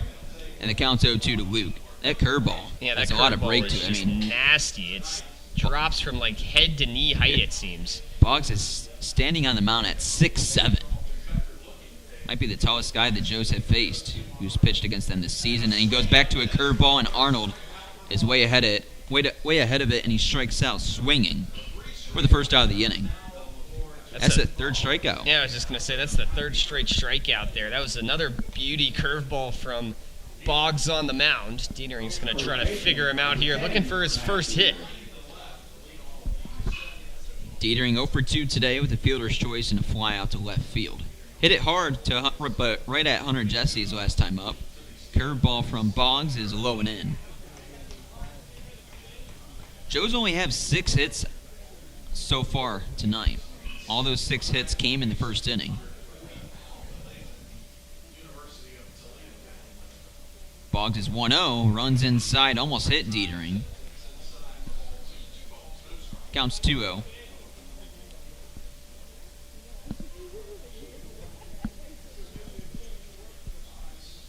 Two balls, no strikes, 1 out here in the top of the 4th. Boggs sets, kicks, and deals, and that one called strike on the outside corner of the plate. So now 2 balls and a strike to Matt Diedering. Sanjul on deck, and Garrett staying in the hole right now. Boggs is 2-1. Is missiled high and deep to right center field. This one is carrying all the way to the warning track, and it's caught by Adam Schneider. Diedering just got a little too far underneath it. Missiled one way out there into center field, but it's allowed out.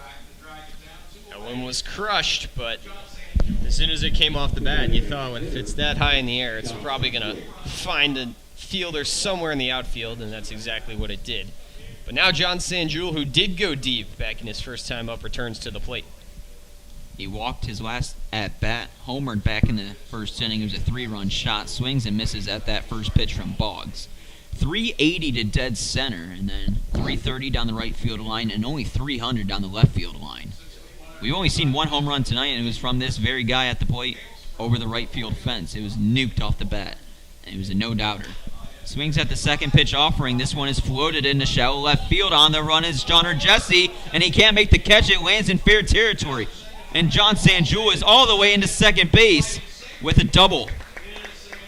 Sanjul hustling around the base paths and gets a double out of it. He has a home run and double now to his credit today.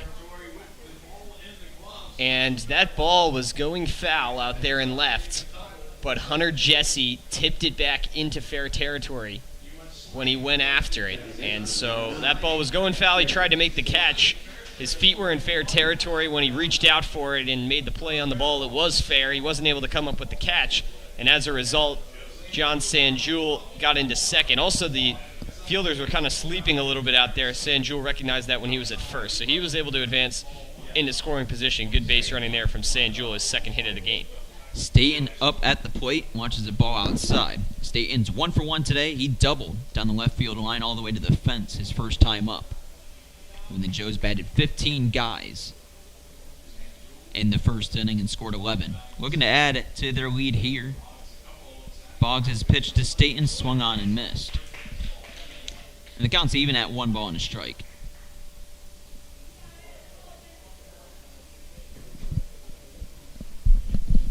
Staten is batting 8 for 13 against the Steam this season, which is the best on the team for the Joes against Steam pitching.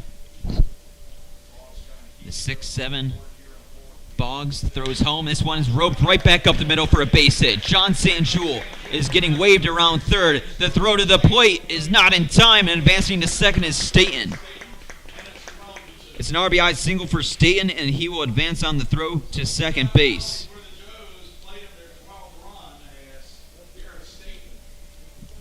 Staten gets his second hit of the day and gets an RBI as well, and the lead is back up to 10 for the Joes. Yeah, I'm not sure if it's just how this stadium is set up or what, but everything that comes off the bat seems like it is crushed, as that one was really loud up the middle, and that's another RBI from Staten. Top of the order now for the Joes. Logan Castleman will come up to bat. He's 0 for 1 today. Walked in his first 2 at-bats. Struck out in his last. Boggs' first pitch to Castleman is backhanded into the glove of Baker. Good stop there to hold Garrett Staten over there at second base. Counts 1-0. Logan came into today's game with a .281 average. Boggs from the stretch comes set. Takes a breath, looks over at second again. Now home, delivers home. It's a breaking ball low and in. 2-0 the count now to Logan. 2 outs in the inning. Garrett Staten just got the RBI single and then advanced to second base on the throw from the center fielder, Adam Schneider. But Sanjo was able to race around and score from second. Boggs is 2-0, kicks and fires, and that one's low, ball 3. Boggs retired the first 5 batters he's faced tonight, but then Sanjewell doubled and Garrett Staten singled, and now Castleman's at the plate with a 3-0 count. Boggs' first outing for this team was July 4th. He walked 3 batters, and that was the only 3 batters he's faced. The 3-0 is in the dirt, ball 4. It's a 4-pitch walk, and Castleman will reach. Harry Jackson will now come up to bat. Jackson's 0 for 2 today with 2 strikeouts and a walk. His second time he batted in the first inning. He crushed one that looked like it was going to be a home run, but it was just called foul. Runners on first and second, 2 outs here in the top of the 4th. Righty on righty matchup. Justin Boggs from the stretch throws home. It's a breaking ball called strike at the top of the strike zone. Nice pitch there from Boggs. Looks like it's starting at above Harry Jackson's head there, and it dips down right into the top of the strike zone. No balls and a strike to Jackson. Boggs' pitch is another breaking ball. This time it starts at the knees and then dives in the dirt. And Jackson trying to avoid striking out for the 3rd time tonight. This is Harry's first time facing Boggs tonight. He's the last guy to face Boggs in the Joes lineup. No balls and 2 strikes. Runners on first and second, 2 outs here in the top of the 4th.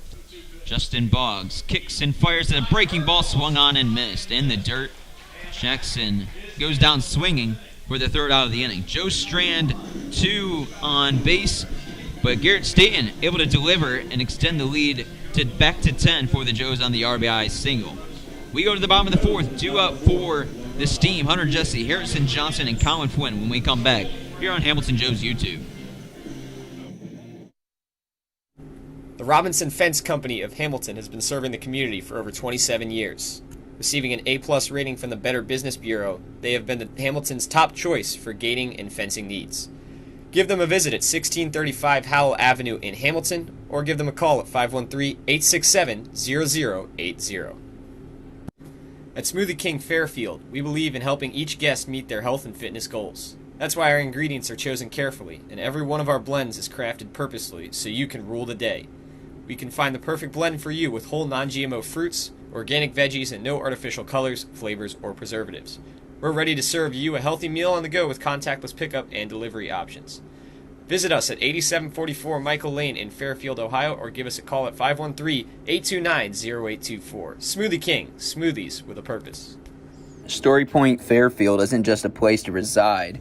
It's a place for residents to truly shine every day. Offering a diverse range of senior living services, our community is designed to suit all resident lifestyles, from highly independent seniors to those who may require day-to-day assistance. Every resident becomes a member of our community. We strive to make sure each moment of each day is something to remember. Whether you need one surface for multiple sports or a sports-specific field build, the Motts Group is here to help. Their experience ranges from professional sports clubs to educational institutions to community teams with consistent, safe, and reliable fields.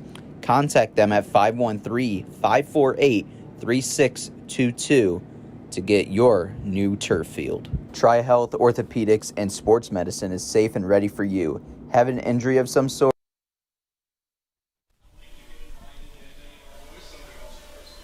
Hunter Jesse, the Indiana Hoosier, will lead things off for this team here in the bottom of the 4th. 26, Hunter Jesse. Hunter Jesse struck out swinging back in the first inning. Klein's first pitch to Jesse is low and in. Klein was able to retire the Steam in order 1-2-3 in the 3rd after giving up a run in each of the first and second innings. That one finds the strike zone at the knees. Counts 1-1. Klein sets and throws, and this one is up in the zone and hit hard to deep left field, and that ball is going to one-hop the fence.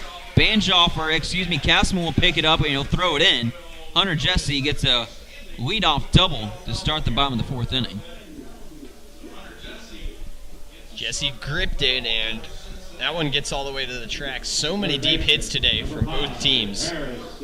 And the Steam off yet again to another good start in the inning. Leadoff double from Hunter Jesse. Third hit of the day for the Steam off Sam Klein. Harrison Johnson will now bat. He struck out swinging as well in his last at-bat. Klein's first pitch to Johnson is in on the hands. It's a broken bat into shallow center field, and the shortstop Staten will make the catch, Becker made the catch, calling off Staten for the first out. Right fielder, number 24. Arnold at third base, Becker at short, Staten at second, Dietering at first, and then Banjoff in left, Castleman in center, and Harry Jackson in right. Sammy Stats behind the dish. One out in the inning off that shallow pop-up behind second base. Colin Flynn will bat. He walked and came around to score in the second inning. First pitch to Flynn, and he swings. He actually got a piece of the baseball, and then the bat left his hands past the Joe's dugout and went flying. Another time we've seen that today. I mean, we've seen that so many times this season. Yeah, there's no grips on these wood bats. You got to either put tape on it yourself or put some pine tar on it, and so all these guys obviously aren't really used to that, playing with metal bats for the majority of the year, and so sometimes they lose the grip on it. That one went flying over the Joe's dugout, skipped off the top of the dugout, and fell behind it. But now Eli Majic, one of the pitchers for the Steam, will come out and bring some sticky material over to Colin Flynn to rub on his bat. The count's 0-1 to Colin Flynn after he fouled it off and then had the bat go flying. Hunter Jesse in scoring position at second base. He doubled to lead things off in the inning, and how about again? Colin Flynn swings and misses, and the bat went flying for the second straight time. That was unprofessional of me, but I could not hold that in. That was rather hilarious. And this one went... That was way farther. This one left the field of play. It went over the Joe's dugouts. He's getting new batting gloves. Yeah, that one left our sight line.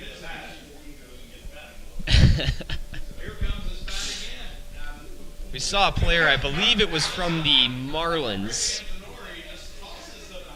that lost the bat twice in one at-bat, but not to that degree. And Coach Antonori over there at third base just threw the bat back at Colin Flynn. Are we going to get a hat trick of bats going flying in one single at-bat? Here we go. Let's see. The count's 0-2. I'm sure he's white-knuckling it up there at the plate. Klein's 0-2 pitch. Up in the zone, ball. Klein has 4 strikeouts tonight, 5 strikeouts on the night, looking for number 6 here. 1 ball, 2 strikes, 1 out. Hunter Jesse on second base. The pitch, swing and a miss. And Sam Klein gets strikeout number 6 in the second out of the inning. Flynn holds on to the bat this time, but he goes chasing up high, and Klein fools him. Another strikeout. Klein blew it by him with the high cheese. And now Tyler Wagner, who has one of the only couple guys in the Steam lineup with success against Klein. He's singled back in the second inning, which advanced Flynn to third, and then Drew Baker's on deck, hit a sac fly. 2 outs in the inning. Klein trying to strand that runner on second base after Jesse led things off with a double. The pitch from Klein to Wagner is lined foul on the left side.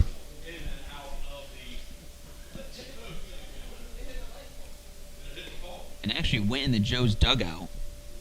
It hit the light pole. Or it hit the light pole? Yeah, just above. And then came right back into the field of play. Wacky. That left side is hot. Those guys with the day off and the DH, John Sanjul, got to be on their toes, man. Wacky things happening here in the bottom of the fourth.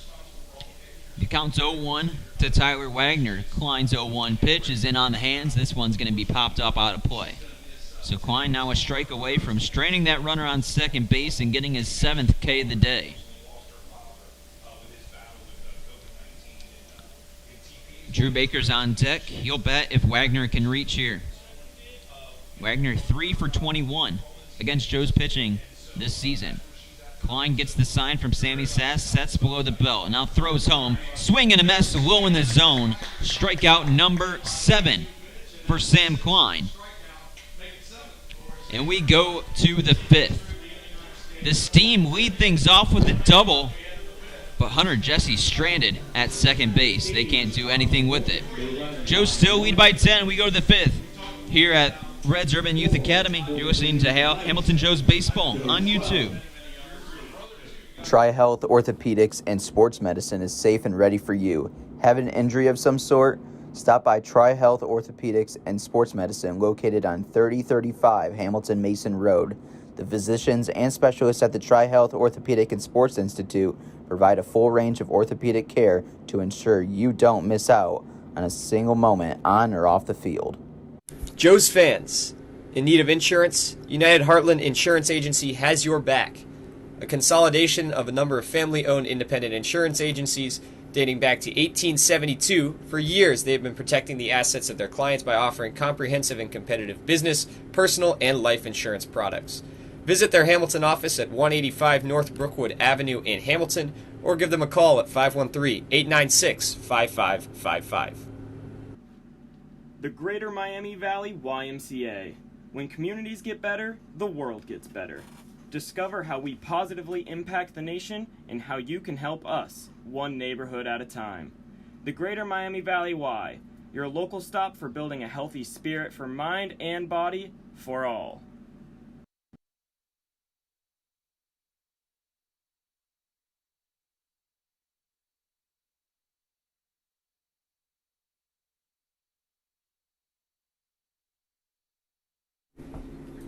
ADG Services is Hamilton and Fairfield's most trusted painting contractors, offering deck staining, sealing, and waterproofing, as well as drywall texturing and exterior and interior painting, as well as many other services. ADG Services is your way to go for all your painting needs.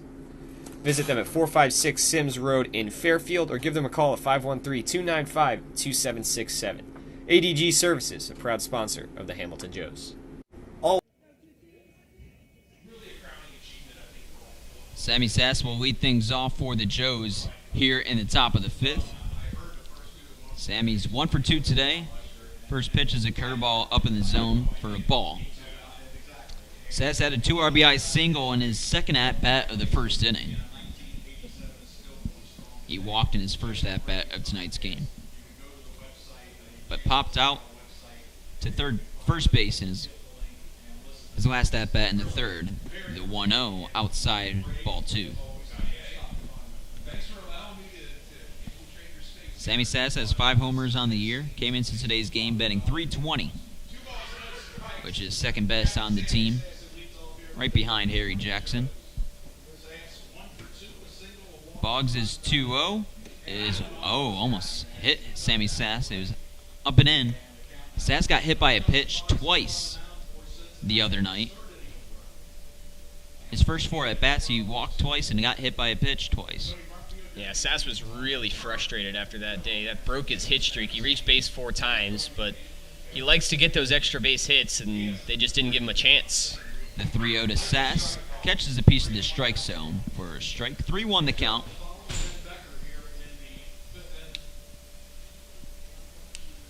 Three balls and a strike to Sammy Sass. Justin Boggs on the mound for this team, delivers the 3-1. That one's on the outside corner, called strike 2. So now the count's full. After Boggs threw 3 straight balls, he's come back to throw 2 straight strikes.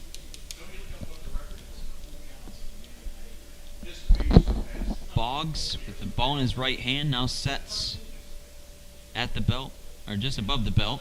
Kicks in, fires the 3-2, and this one is fouled off and out of play. Sass stays alive up there at the plate. Banjoff on deck and Cole Becker in the hole.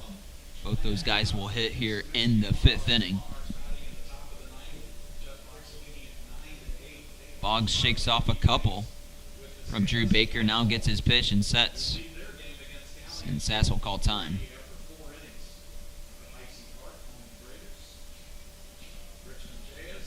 Sammy Sass with 17 RBIs on the season for the Joes. Count is full with nobody out. The payoff pitch is outside, ball 4. Good at-bat there from Sammy Sass. And it's a leadoff walk for Sass. He's aboard. And Leighton Banjoff will come up to the plate with a man on. Leighton is 1 for 2 today. Struck out looking in his last at-bat. It looked like he was inside a couple inches off the plate, but Steven Yards has been calling in to strike all night.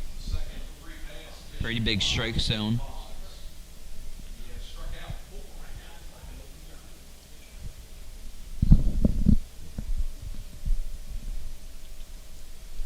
First pitch to Banjoff on its way, and that one way outside. And Baker had to make a backhand play to prevent that one from going to the backstop. Banjoff with the red arm sleeve on his right arm, red gloves, the Adidas logo on the top. Batting from the right side, the pitch from Boggs is fouled off down the left field side. Leighton played his ball at Nebraska last year. That Nebraska team won the Big Ten championship in a conference-only season. Then they ended up losing in the Fayetteville Regional against the number 1 team in the country, the Arkansas Razorbacks. Counts 1-1 to Leighton Banjoff. The pitch from Boggs is way outside. 2-1 the count now to Leighton. Cole Becker's on deck. Becker is 2 for 3 with 4 RBIs tonight.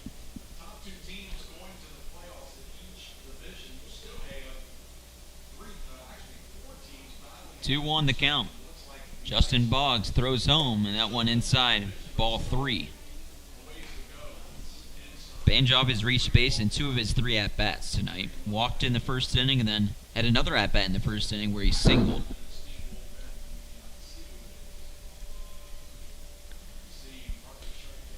The count is 3-1. Justin Boggs trying to avoid walking back-to-back batters, but he's able to get Banjoff to foul one off there, and the count runs full. We've seen a lot of full counts tonight. 3-2 the count, nobody out here in the top of the 5th. Joes lead by 10 runs. Sammy Sass started the inning with the leadoff walk. Now Banjoff trying to do the same or try to get in the hit column again.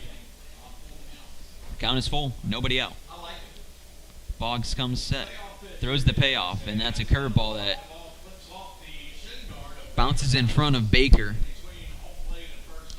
And runners are now on first and second after back-to-back walks from Justin Boggs.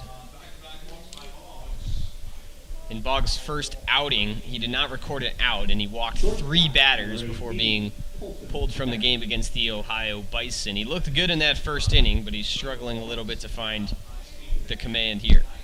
Boggs came in to pitch to start the 3rd inning and retired the Joes in order. Gave up a run in the 4th and now has walked back-to-back batters to start things in the 5th. First pitch to Becker is on the outside corner. There's a fastball there from Boggs. Cole Becker just missed 2 homers tonight. He has 2 doubles on the day. Both of them hit off the fence, one in right field and one in left field. The 0-1 to Cole Becker is a ground ball on the left side. Carrington Cross will make a nice play to his right and throw to third to get Sammy Sass.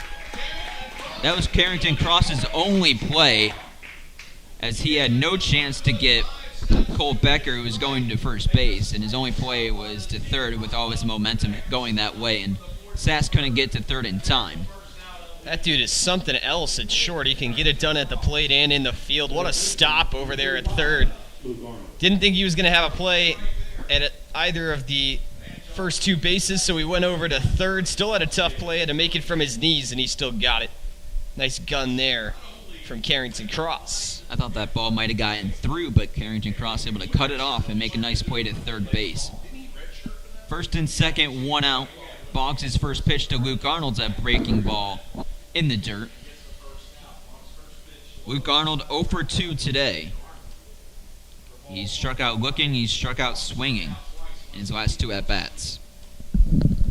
Runners on first and second, Banjoff on second. He walked, and Cole Becker on first reached on the fielder's choice.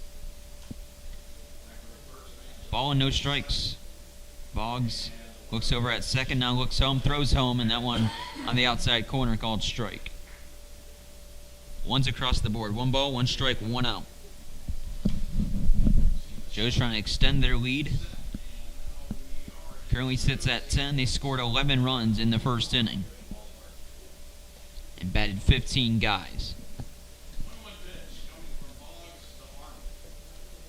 Boggs looks over at second a couple times, now looks home, throws home, and that one just misses up high. And the count's 2-1 to Luke Arnold out of Wright State. Luke came into today's game batting .250 against steam pitching this year. He has 16 RBIs on the season, looking to add to that total here. With the runner in scoring position, that's Banjoff over at second base. Boggs' 2-1 pitch is just low. And now the count's 3-1 to Luke. Dietering on deck. Matt has had some screamers off the bats, but both times they've found the outfield gloves of Schneider and Jesse. The count's 3-1 to Luke Arnold. Can the Joes get him loaded? The 3-1 pitch is missiled into left field. See you later. Luke Arnold crushes one over the left field fence. It's his first home run of the season. It's a 3-run shot, and the Joes lead by 13. Yeah, that's another no-doubter. Hunter Jesse just stood there out in left. I mean, off the bat, that was just nuked.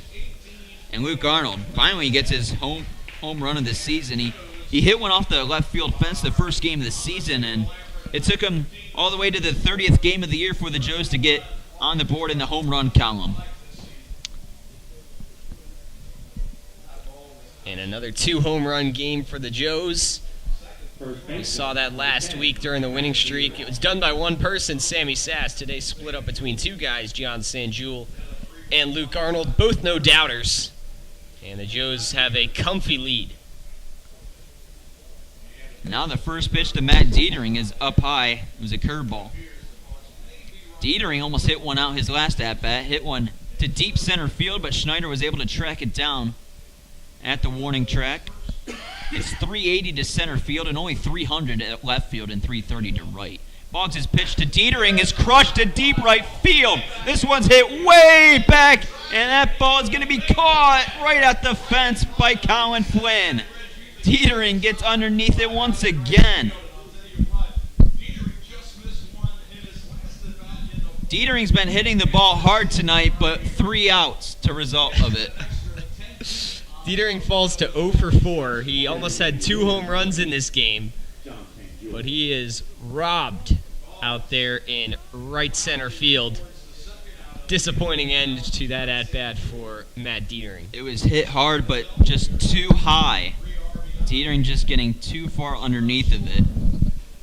And that's the second out of the inning, and Sanjul will come up to bat.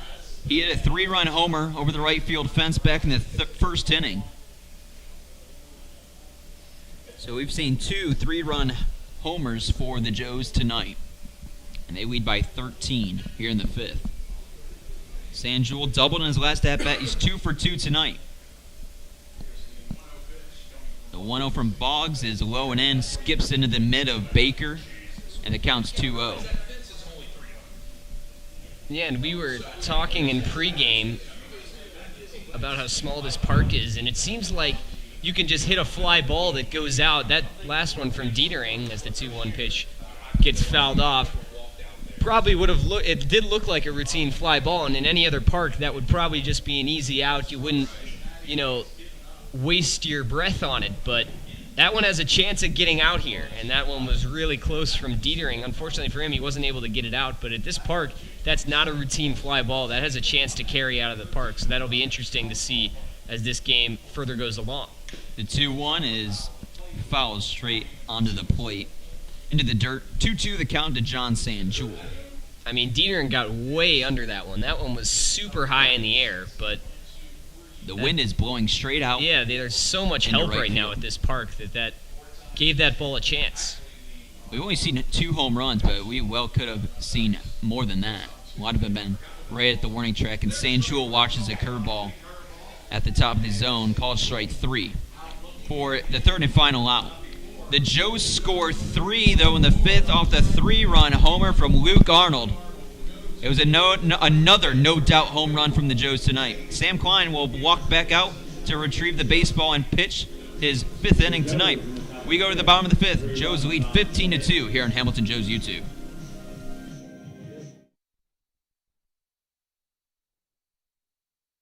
Wealth Federal Credit Union is committed to providing for you. Through convenient online banking, home and auto loans, saving accounts, checking accounts, credit cards, and more, All Wealth can provide for all of your banking needs. Located at 6 South 2nd Street in Hamilton, they can be found on the phone at 513-868-5881 or online at allwealth.org. All Wealth, supporting those who serve us. Butler County Mental Health and Addiction Recovery Services, in partnership with the community, is here to provide comprehensive recovery-oriented system of care and prevention. In addition, we continuously improve the quality of life of Butler County citizens through the support of addiction and mental health recovery services. Butler County Mental Health and Addiction Recovery, a proud sponsor of your Hamilton Joes.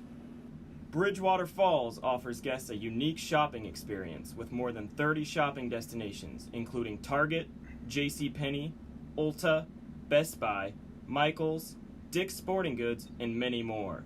Bridgewater Falls also has a wide variety of delicious dining destinations. From burgers to pizza to sushi, experience all the flavors of Bridgewater Falls.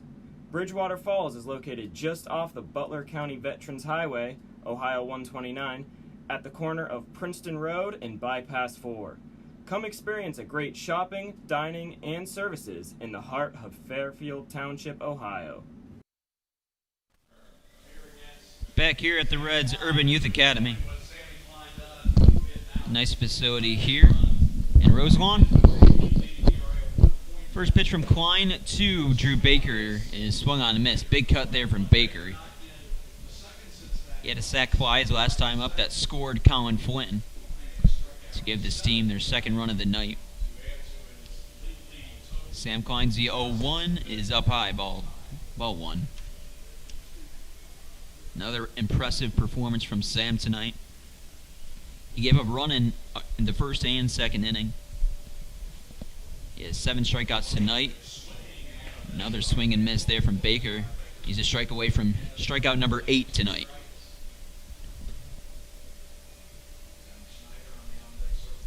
He sets below the belt. Now throws the 1-2. It's like a slider. It stayed up high for a ball. 9-1-2 hitters due up in the lineup for the Steam. 2 balls, 2 strikes. The pitch from Klein, call strike 3. Klein paints the black on the inside corner. Strikeout number 8 for Sam. And there's 1 out here in the 5th. Yeah, I think it's safe to say that he is back. And he is getting just strikeout after strikeout after strikeout after relying on the groundouts and pop-outs his last time out. This time he's back to blowing it by. First pitch to Schneider's a ball outside. You say he's back. I don't think he ever left. I don't think he ever left. Yeah, that was a good performance. He was getting outs, but it wasn't as much of a dominant pitcher versus hitter matchup that we were used to seeing. You know, we're used to seeing 14 strikeouts, Sam Klein, and it wasn't bad by any means. He was getting outs, but he just wasn't recording as many strikeouts. Now he's back in that column. The 1-1 is outside for a ball. Klein only gave up one bad pitch, and that was the 2-run homer from Garrett Bird. But the Joes were able to claw their way back in that bottom of the 8th inning and win that one. The 2-1 from Klein, nice slider, called strike on the outside corner. And that was Sam Klein's eyeing his 9th strikeout. Yeah, that was another time the Joes had no run support when he was on the mound. They were down 2-1 for the majority of that game, but luckily they were able to come back. The 2-2 is hit up the middle. Staten will field, or Becker will field. He'll throw to first for the second out of the inning. Usually it's flip-flop between Staten and Becker, but Becker is at shortstop tonight and Staten's at second. 2 outs now here in the 5th. Sam Klein is really in a groove right now. There's a Joes player out beyond the field in left that I think is looking for the home run ball from Luke Arnold. Yeah, I think that may be Preston Heinzman, and he's now walking up that hill. First pitch to cross is fouled off. Yeah, I'm sure there's not just one ball out there. I'm sure there's many balls out in that shrub over there, beyond left field and beyond. That is the train tracks. The 0-1 to Cross is in there for a strike. Cross and Klein played on the same travel ball team together when they were at the 17U the Indiana Bulls. Shout out to the comments section. We love the anecdotes. See if Klein can strike out his former teammate for the 3rd time tonight. The 0-2 upstairs. Cross has struck out looking and swinging tonight. In today's game, batting .407. See if Klein can get another K. Number 9 on its way. Nope. It's a hit hard over to shortstop. Cole Becker fields it on a hop throw in time. And it's another 1-2-3 inning for Sam Klein. The Joes lead by 13. We go to the top of the 6th. Due up for the Joes, Garrett Staten, Logan Castleman, and Harry Jackson when we come back here on Hamilton Joes YouTube. At Brown Dawson Flick Funeral Home, we don't just care for the recently departed. We serve those who held them most dearly. Our families have known since 1935 that they can count on our honest and respectful staff to provide only the highest level of service. The kind of service that you can't get just anywhere these days.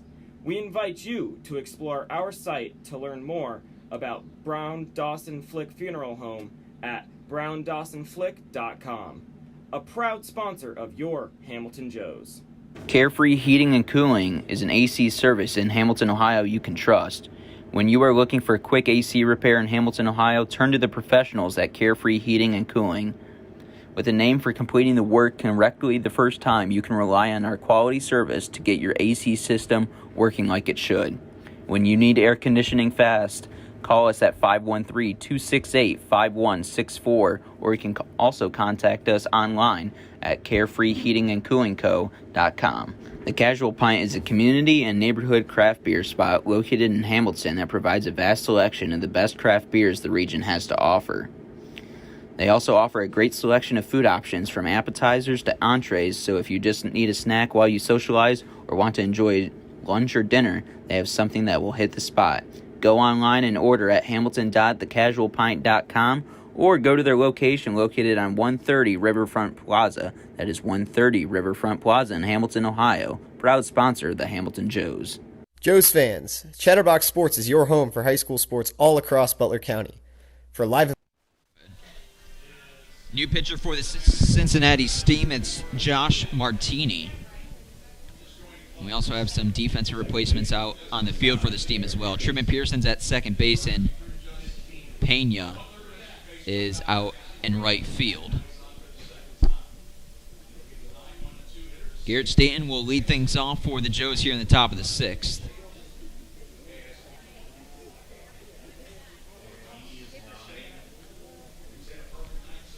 Staten tonight is 2 for 2. He's reached base in all 3 at-bats. He also walked. First pitch from Martini is outside for a ball. Changes to the state. Second base, number 7, Drew Pearson.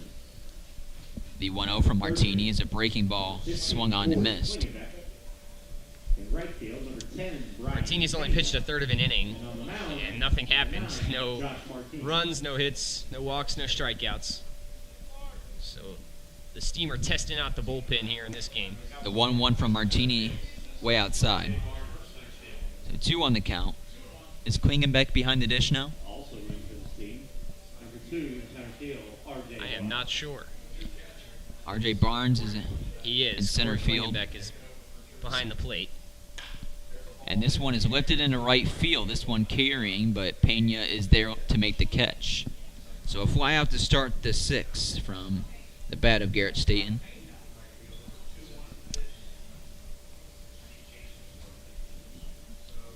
Klingenbeck is now behind the dish. And R.J. Barnes is in center field. So 4 substitutions plus a new pitcher for the Steam to start this top of the 6th.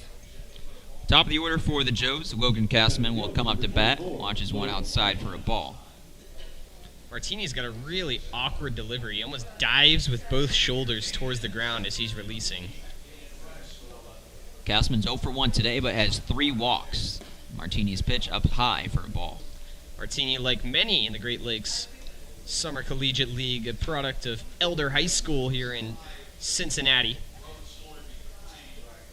The 2-0 dives low, and the count's 3-0 now.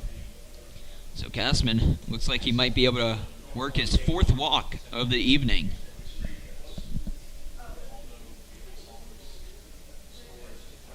Martini's 3-0.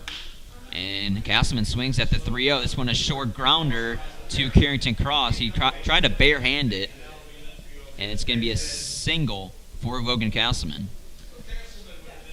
Yeah, as that ball got eaten up by the infield grass, exactly. Carrington Cross charged in, thought that it took off enough speed where he could barehand it, but he wasn't able to do so. Probably his only play was to barehand that if he wanted a chance to get Logan Castman. As you mentioned, that ball just died in the grass of the infield. It's going to be ruled in hit for Logan Castman. Now Harry Jackson will come up to bat. Actually, no, it's going to be a pinch hitter. Dalton Miller. Dalton Miller will now bat. Right fielder, number 14, Harry Jackson.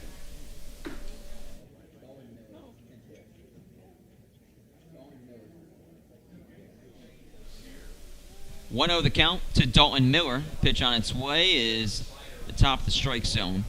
Counts 1-1. So Harry Jackson's day is over. He went 0 for 3 with 3 strikeouts and a walk. Pinch hitting, number 7, Dalton Miller. Miller pitched the other night for the Joes, his first time pitching this summer, and he watches another one that catches the outside corner. And the count's 1-2. 1 out in the inning. That was Staten, who flew out to lead things off here in the 6th to right field. Miller pinch hitting for Harry Jackson in the 2 spot. It's a breaking ball, and this one is bounced to third base. Harrison Johnson throws the second for 1, and the first in time. It's a 5-4-3 double play. That will end the inning. So Miller comes in, pinch hit for Harry Jackson, and grounds out into a double play to end the inning. We go to the bottom of the 6th. Joes still lead, though, by 13 runs. Here from Roselawn. We'll be right back. You're listening to Hamilton Joes Baseball on YouTube.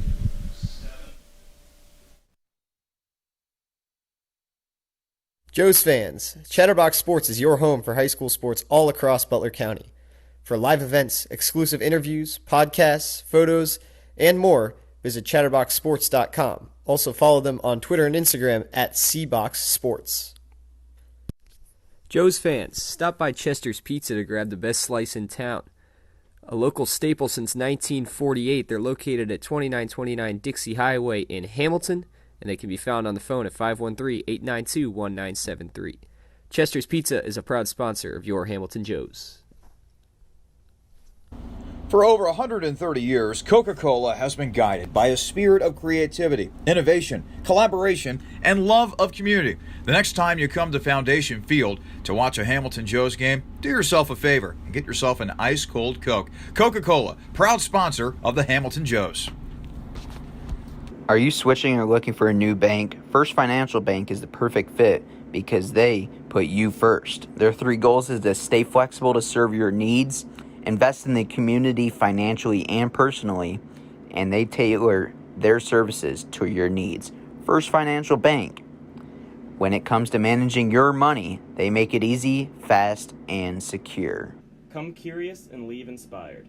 The Fitton Center for Creative Arts isn't just a building, it's an experience. We are a nonprofit community arts organization that has been a part of the Hamilton community for over 20 years. Visit us soon to see what we have to offer. Learn something new in one of our art classes or workshops that are open to students of all ages. Be enthralled by extraordinary musicians, actors, and dancers at one of our live performances. Stroll through our remarkable art galleries or reserve one of our diverse venues for your special event. Become a part of the Fitton Center and redefine the way you experience the arts in Hamilton. Couple defensive replacements for the Joes. Staten moves from second to short. Tyler Henriquez goes to second base. He'll be batting in the lineup for Cole Becker. Dawn Miller is in for Harry Jackson in right, and that's all. Truman Pearson will lead things off. First pitch to Pearson's up high. Pearson now batting in the lineup for Drew Klasner. Klasner went 0 for 2 today.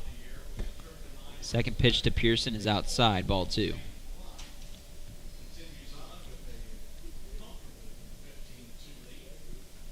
2-0 the count to Truman Pearson, who stands pretty small up there in the box, but swings and misses there. It counts 2-1. Sam Klein gave up a run in the first and second inning, but has pitched 3 scoreless since.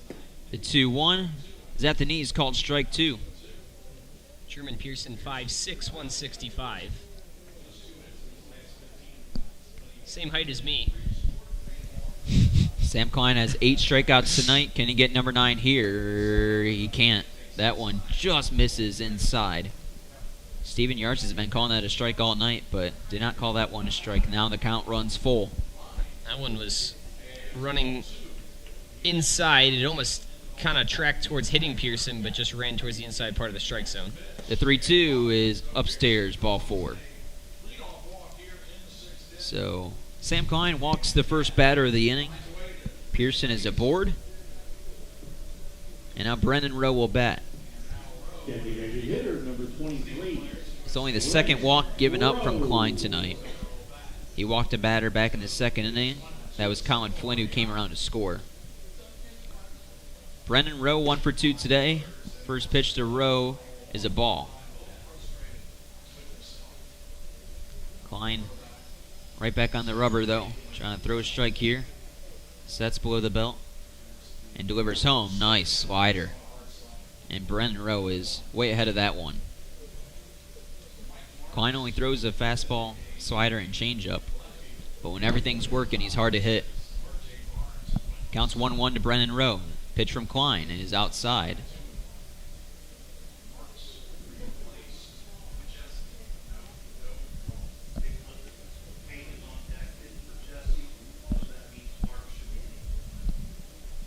Brendan Rowe at the plate. He's ahead in the count 2-1. Klein's 2-1 pitch. Another slider in there for a strike.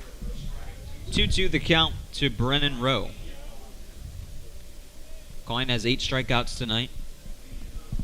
Struck out 14 Steam batters the last time he pitched against the Steam. The 2-2, foul tipped into the glove of Sammy Sass. Strikeout number 9 for Sam Klein. The right fielder, number 10, Brian. Yeah, the Joes would love to have Klein cruise into the sunset tonight, as he's been pitching well. Gave up 2 runs in the first 2 innings, but he's been dominant over the last 3 1/3. He'll look to continue that here. Pinch hitter for the Steam, it's Brian Pena. He came in as a defensive replacement in the top half of the inning. Pearson will advance to second on the pass ball.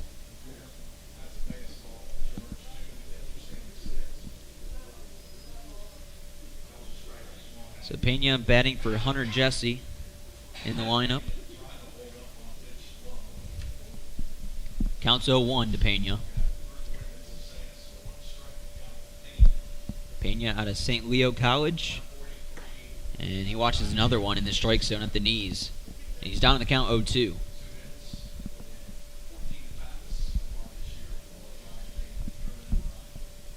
So he's down in the count 0-2. Sam Klein trying to get the double digits and strikeouts tonight. The pitch at 1 is outside. Count 1-2. Pena doesn't go chasing outside the zone, and he'll dig back in. Pearson on second. He walked and then advanced on the pass ball. 1-2 the count with 1 out. Sam Klein from the stretch throws home. It's a breaking ball inside for a ball 2.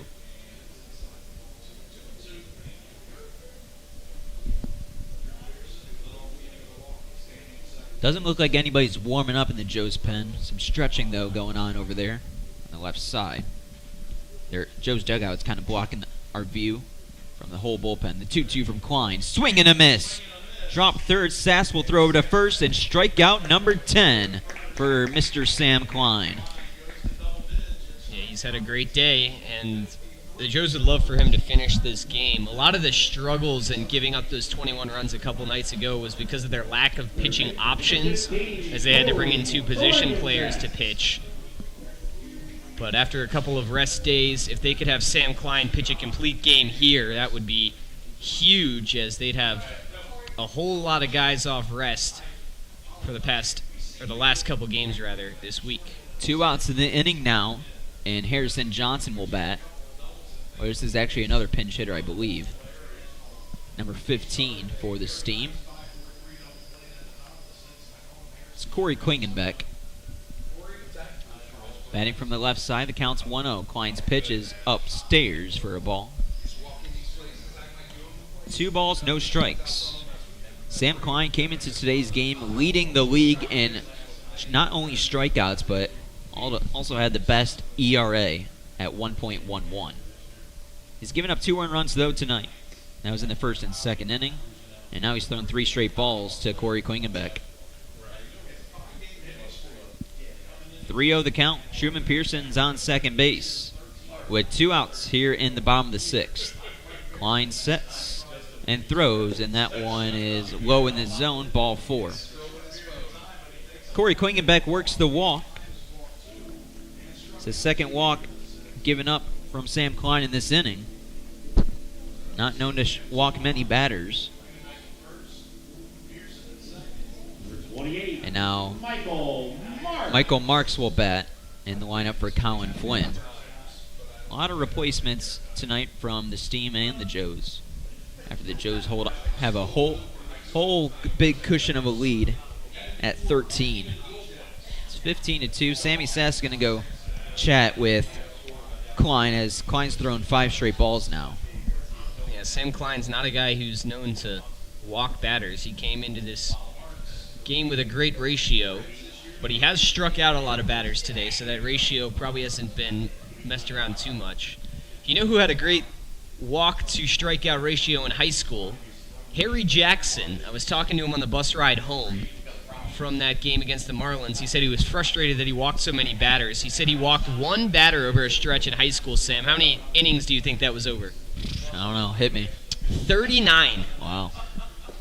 Not a guy to walk a lot of batters back in high school. He struggled, obviously, in his first pitching appearance in probably 6 years against collegiate hitters in the Marlins, but... Yeah, Jackson walked 5 batters the other night. Yeah, he was a good pitcher back in his early high school years. 2-0 from Klein is outside, and that's the 7th straight ball thrown from Klein. Sam struggling to find the strike zone here. You'll have to see Klein try to finish the inning here, but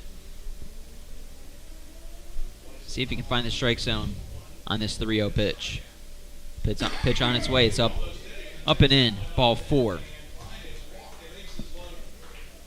And they are now loaded with 2 outs in the inning. And now we do see a ball flying in the Joe's pen. Tyler Thaman's going to come out. Yeah, Klein's thrown 8 straight balls. Tough way for Klein's day to end, with walking back-to-back batters in his 3rd batter of the inning. But still, another great performance from the ace for the Joes, Sam Klein. See if Thaman will take the baseball from him, or if they'll see if Klein will try to finish this bottom of the 6th. They're chatting it up a little bit on the mound. Everyone in the middle infield and corner infielders are out there, and that's going to be the end of Sam Klein's day. Sam Klein will get some applause from the few Joes fans in attendance tonight He'll go 5 2/3 tonight. He's responsible for all 3 men on board. And we're going to have a new pitcher for the Joes. Alex Kerr is going to be the new guy. Alex Kerr will warm up and get ready to face Tyler Wagner when we come back. Bases loaded, 2 outs here in the bottom of the 6th. Joes lead 15-2. You're listening to Hamilton Joes Baseball on YouTube. Kettering Health Hamilton at Fort Hamilton Hospital, founded in 1929, is dedicated to providing Butler County with community-focused health care. With skilled specialists and cutting-edge technology, they feature advanced wound care, emergency care with a Level 3 trauma center, heart and vascular care, maternity care, and orthopedics and joint replacement. Visit them at 630 Eaton Avenue in Hamilton or give them a call at 513-867-2000 for all of your healthcare needs. 4-Star Mechanical is your one-stop shop for all things heating, ventilation, air conditioning, and refrigeration. With over 100 combined years of industry-specific experience, they're equipped with the design and job site knowledge to complete every project from concept to routine maintenance. Call them at 513-737-1008. Frank's Glass is here for you, Hamilton and Fairfield, providing beautiful, reliable, and safe windows for all of your auto, residential, and commercial needs. Frank's Glass can be trusted to do the job right. Located at 5191 Dixie Highway in Fairfield, they can be contacted at 513-829-8284 or online at franksglass.com. If you're looking for an industry leader in all things related to windows and doors, look no further than L.E. Schofield Window and Door Co. With over 7 decades of experience in providing window and door repair and replacement services, as well as glass, screens, and other products, you can count on them to get the job done right the first time around. Call them today at 513-863-8932. Woman-owned and family-operated, M&G Body Shop has a honest and... So Alex Kerr in a big spot here for the Joes, coming in for Sam Klein. There's 2 outs in the inning. Bases are loaded for Tyler Wagner, who is 1 for 2 today. Kerr's first pitch is in the dirt. Sammy Sass gobbles it up in front of him.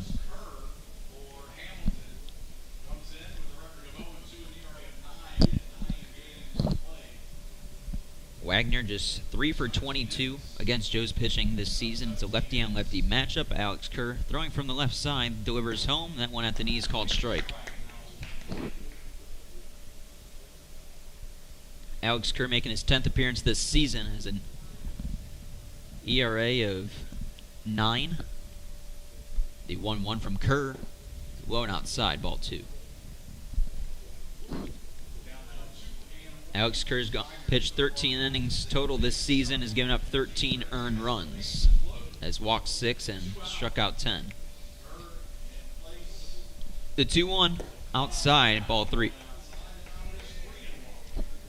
3-1 the count. All 3 base runners for this team are on base via a walk.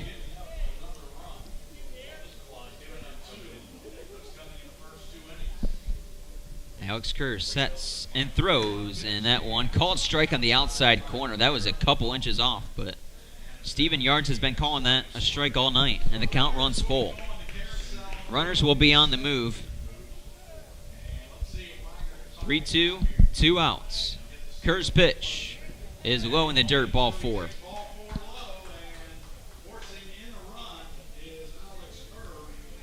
Pearson will come in to score. That run will be credited to Sam Klein. So as of right now, the 3rd earned run of the night for Sam Klein. He's still responsible for the runners on 2nd and 3rd. Drew Baker. Drew Baker will now bat. He's 0 for 1 today with a sac fly and a strikeout. Alex Kerr comes set and delivers home, then swung on and missed.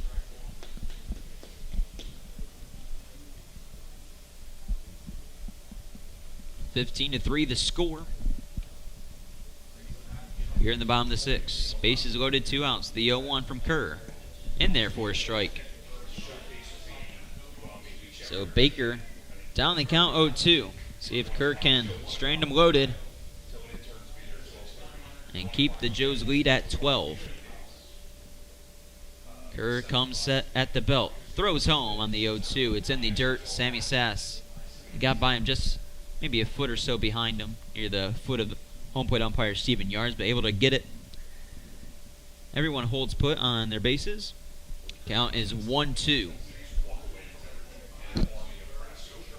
4 walks in the inning for the Steam. Baker's the 7th man to come to the plate this inning. Swings and misses at the breaking ball. So Alex Kerr comes in. He walks the first batter but strikes out the second. The Steam score 1, and it's a 12-run lead now for the Joes as we go to the 7th inning here from Roselawn. Woman-owned and family-operated, M&G Body Shop has an honest and dependable staff that has over 30 years of experience bringing cars back to life. M&G Body Shop can get your car back safely on the road, providing a wide variety of services including bodywork, frame adjustment, painting, total loss evaluation, window and glass repair, collision repair, alignment, insurance claim reports, and paintless dent repair, and more. Visit M&G Body Shop at 12018 Hamilton Avenue in Cincinnati or call them up at 513-851-9056. Are your clothes still dirty after going through the wash? Is your fridge failing to keep things cold? Pate Appliance Service offers superior home appliance repair in Hamilton, Ohio, so you can get on with your day-to-day activities. They are a family-owned company offering fast and reliable appliance repairs. Their skilled service technicians work on a wide variety of brands and home appliances, providing quality repairs on everything from dishwashers to microwaves. Go to their location at 780 South Martin Luther King Jr. Boulevard or contact them at 513-285-3519. Pfefferly Tire and Auto is your car's home for all of its needs. Whether you just need a quick oil change, a repair, or you're in the market for new tires, Pfefferly will get it done with professionalism and honesty. And with convenient locations in both Fairfield and Hamilton, there's always a place nearby.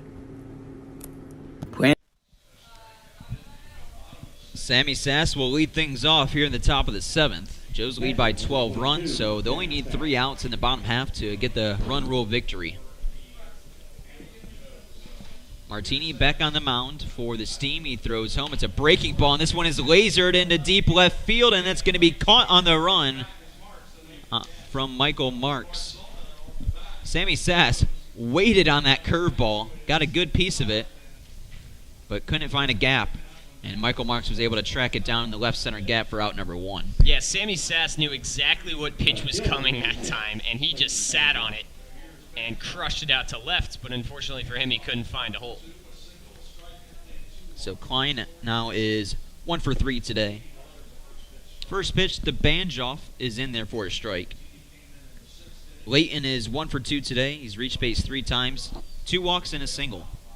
The 0-1 from Martini is a breaking ball, and this one is flared out into shallow right field. Pena on the run, and it's off his mitt. Banjoff around first. He's heading to second. Now he's chugging all the way to third, and there's not going to be a throw. It's going to be an E9. Pena came charging in from right field. It was a curveball that Banjoff swung at the last second, able to float one into right field and just off the mid of Pena out there in right field. It's going to be an E9, I would assume. Banjoff will reach, though, all the way to third base with 1 out. Yeah, Pena may have made that play look a little tougher than it was as he came sprinting in towards the infield, and he actually overran the ball, and he kind of had to reach back while he was still charging forward, and he wasn't able to secure it in his glove. Tyler Henriquez will bat in the order for the first time tonight. He's batting in the lineup for Cole Becker. The count's 1-1 to Henriquez. So Cole Becker's final day, he went 2 for 3 tonight, or 2 for 4. The 1-1 from Martini is outside.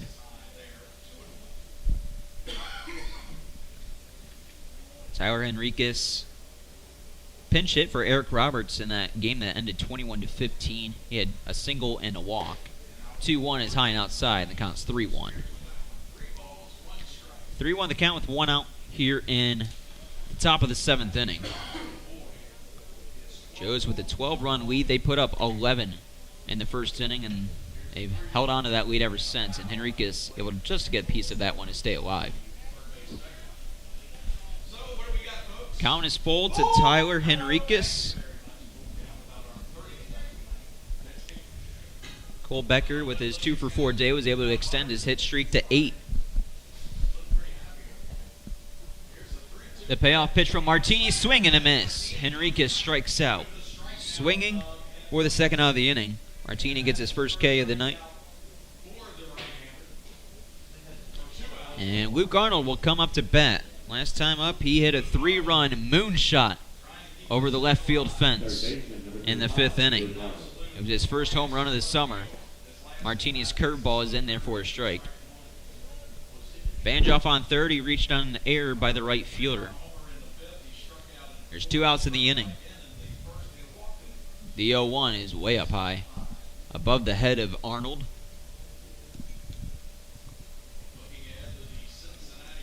Joes will just need 3 more outs in the bottom half of the 7th to get the run rule victory. Martini will step off and will step back on. Martini's 1-1 from the stretch. Another breaking ball in there for a strike. Counts 1-2 to Luke Arnold. He's 1 for 3 today with 2 strikeouts and a home run. Martini's 1-2. It's another breaking ball. This one is lined into shallow right center field for a base hit. Banjoff will come in to score. It's an RBI single for Luke Arnold, his 4th RBI of the day.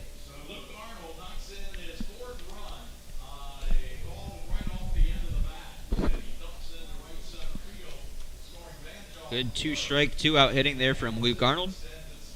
Now Matt Dietering will bat.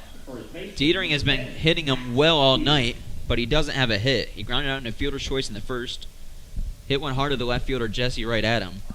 Skied one to deep center field all the way to the warning track, his 3rd at-bat up. And then his last at-bat up, he skied one all the way to the fence. But Colin Flynn was able to make the catch out there in right field. It counts 1-0 to Matt Dietering. And Martini's going to try to pick off Arnold, but who's back in time.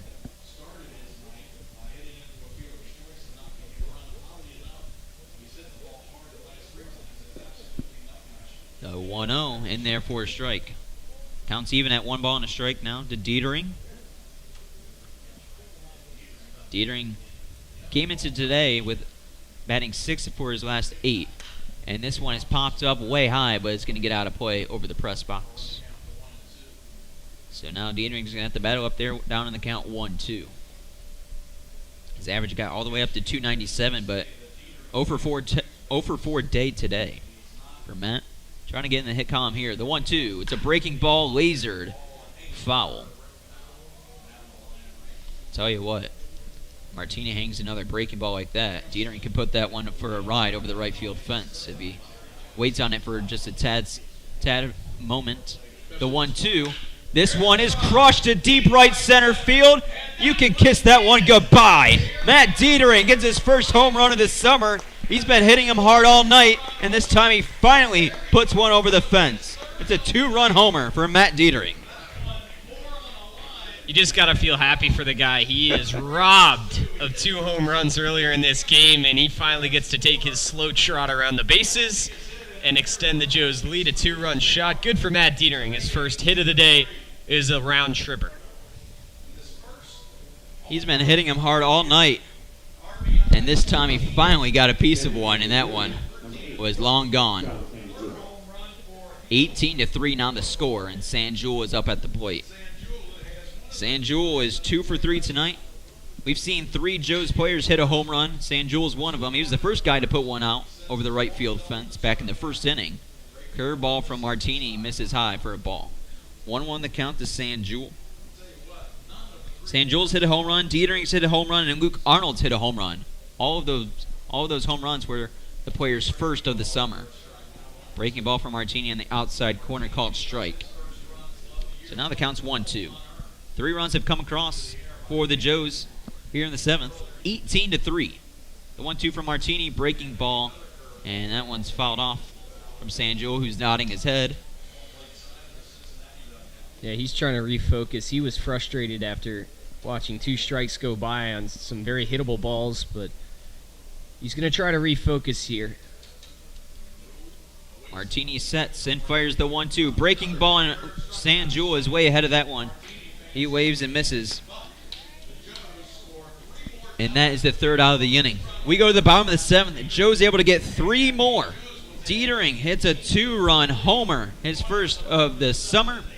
We go to the bottom of the seventh. Joe's 3 outs away from a run rule victory over the Steam. Planet Fitness strives to create a workout environment where everyone feels accepted and respected. That's why at Planet Fitness Hamilton, Ohio, we take care to make sure our club is clean and welcoming, our staff is friendly, and our certified trainers are ready to help. Whether you're a first-time gym user or a fitness veteran, you'll always have a home in our judgment-free zone. Queen City Hospice is your local, independently owned and operated center that is dedicated to providing patient-centered care and support to residents of the greater Cincinnati area in whatever place they call home. We understand that our staff is the most important aspect of our organization, and that is why we hire only the most qualified and compassionate individuals in the industry. This is why our care is second to none. Get ready, Joe's fans. Raising Cane's is coming to Hamilton. Opening June 29th at 1479 Main Street, you can enjoy the world-famous flavor of Raising Cane's chicken fingers. Can't wait? Head down to Fairfield, where there's a Cane's located at 5120 Dixie Highway that can satisfy all your cravings right now. Raising Cane's is a proud sponsor of the Hamilton Joes. Hungry Joe's fans, stop by Richard's Pizza before, during, or after the Hamilton Joe's game. Order a pizza that was voted #1 best pizza in Butler County, or order one of their famous Italian steak sandwiches at Richard's Pizza, located on 417 Main Street. You can order online or stop by Richard's Pizza for your next delicious meal. The Robinson Fence Company of Hamilton has been serving the community for over 27 years. Receiving an A+ rating from the Better Business Bureau, they have been Hamilton's top choice for gating and fencing needs. Give them a visit at 1635 Howell Avenue in Hamilton, or give them a call at 513-867-0080. At Smoothie King Fairfield, we believe in helping each guest meet their health and fitness goals. That's why our ingredients are chosen carefully, and every one of our blends is crafted purposely so you can rule the day. We can find the perfect blend for you with whole non-GMO fruits, organic veggies, and no artificial colors, flavors, or preservatives. We're ready to serve you a healthy meal on the go with contactless pickup and delivery options. Visit us at 8744 Michael Lane in Fairfield, Ohio, or give us a call at 513-829-0824. Smoothie King, smoothies with a purpose. Story.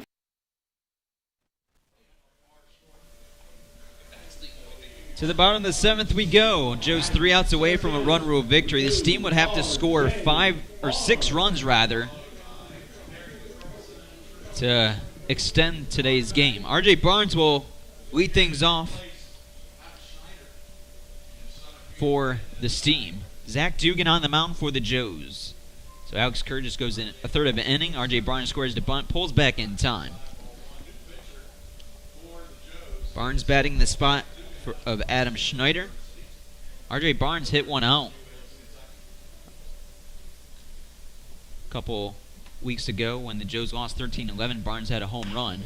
He chops this one right back to Dugan at the pitcher's mound, and Dugan will throw to first to Dietering for 1 out. And now Carrington Cross will come up to bat. Or actually, we're going to have a pinch hitter. Shortstop, number 33, Carrington. Oh, wait, no, it is Carrington Cross. Cross 0 for 3 today. He's really struggled. Came into today's game batting .407.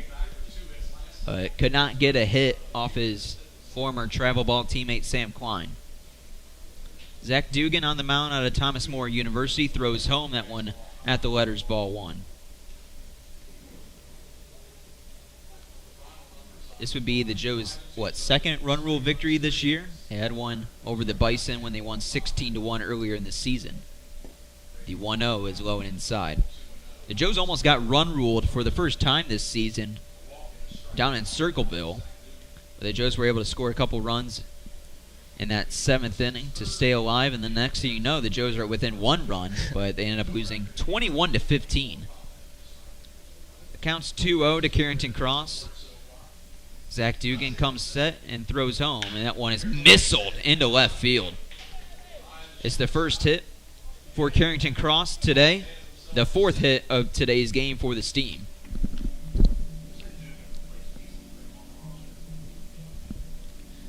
Truman Pearson went out bat for the second time.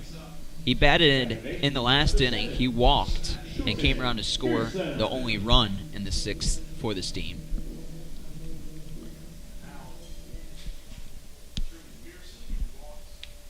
Pearson batting from the right side. Dugan's pitch is high and outside.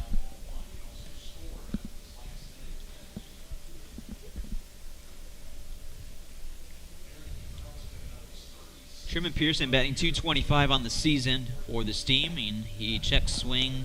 I think that ball was just in the strike zone. Counts 1-1. Carrington Cross on first base with one out here in the bottom of the seventh. Joes need two more to get the run rule victory, and the 1-1 is called strike on the outside corner, up in the zone as well. And the count's 1-2. Joe scored 11 in the first inning and didn't look back. They added that total in the fourth and then scored 3 in the fifth and 3 in the seventh. The 1-2 from Dugan. Swing and a miss upstairs for strikeout number 1 for Zach Dugan, and the second out here in the inning. Brendan Rowe will now bat. Or actually, we're going to have a pinch hitter for Rowe. It's going to be number 3 on the Steam. That's Corey Miley. Corey Miley batting .500 on the season, 12 for 24. The former Joe. First pitch to Miley is lined to the second baseman past Henriquez for a base hit. So Corey Miley is just a hitting machine for the Steam. He's now 13 for 25. Second hit of this inning for the Steam. And now Brian Pena will now bat with runners on first and second and 2 outs. Pena batting 143 rather, 2 for 14 on the season. He struck out in his lone at bat back in the 6th inning, struck out swinging. Dugan's first pitch to Pena in there for a strike down Broadway. No balls and a strike with 2 outs here in the bottom of the 7th. Zach Dugan on the mound. Comes set. Takes a couple looks over at second, now throws home.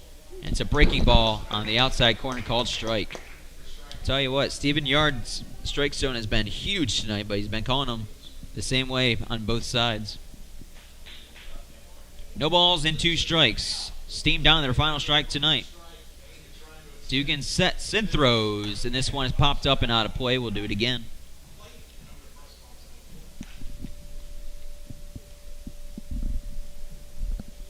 With the win tonight, the Joes would be a half game up on the Steam in first place, and then tomorrow night the Joes will take on the Richmond Jazz, who are lingering around second place in the South Division here in the GOSCL.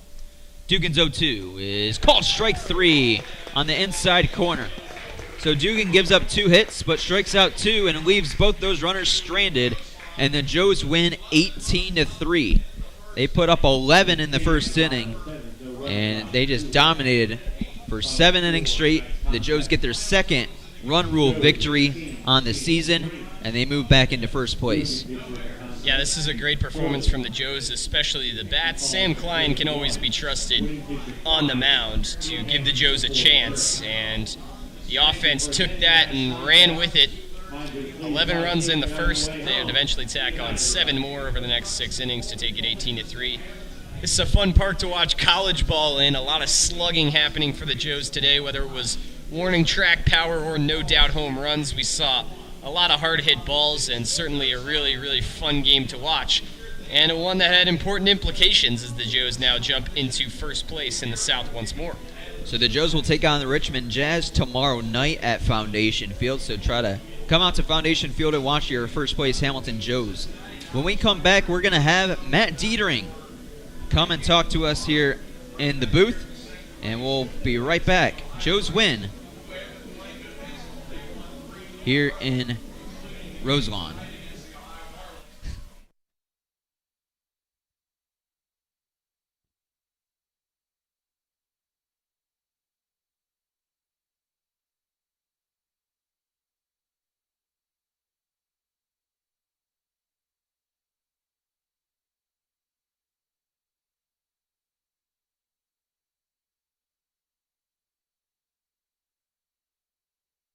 Point Fairfield isn't just a place to reside. It's a place for residents to truly shine every day, offering a diverse range of senior living services. Our community is designed to suit all resident lifestyles, from highly independent seniors to those who may require day-to-day assistance. Every resident becomes a member of our community. We strive to make sure each moment of each day is something to remember. Whether you need one surface for multiple sports or a sports-specific field build, the Motts Group is here to help. Their experience ranges from professional sports clubs to educational institutions to community complexes, fueling teams with consistent, safe, and reliable fields. Contact them at 513-548-3622 to get your new turf field. Tri-Health Orthopedics and Sports Medicine is safe and ready for you. Have an injury of some sort? Stop by Tri-Health Orthopedics and Sports Medicine, located on 3035 Hamilton Mason Road. The physicians and specialists at the Tri-Health Orthopedic and Sports Institute provide a full range of orthopedic care to ensure you don't miss out on a single moment on or off the field. Joe's fans, in need of insurance, United Heartland Insurance Agency has your back. A consolidation of a number of family-owned independent insurance agencies dating back to 1872, for years they have been protecting the assets of their clients by offering comprehensive and competitive business, personal, and life insurance products. Visit their Hamilton office at 185 North Brookwood Avenue in Hamilton, or give them a call at 513-896-5555. The Greater Miami Valley YMCA. When communities get better, the world gets better. Discover how we positively impact the nation and how you can help us, one neighborhood at a time. The Greater Miami Valley Y, your local stop for building a healthy spirit for mind and body for all.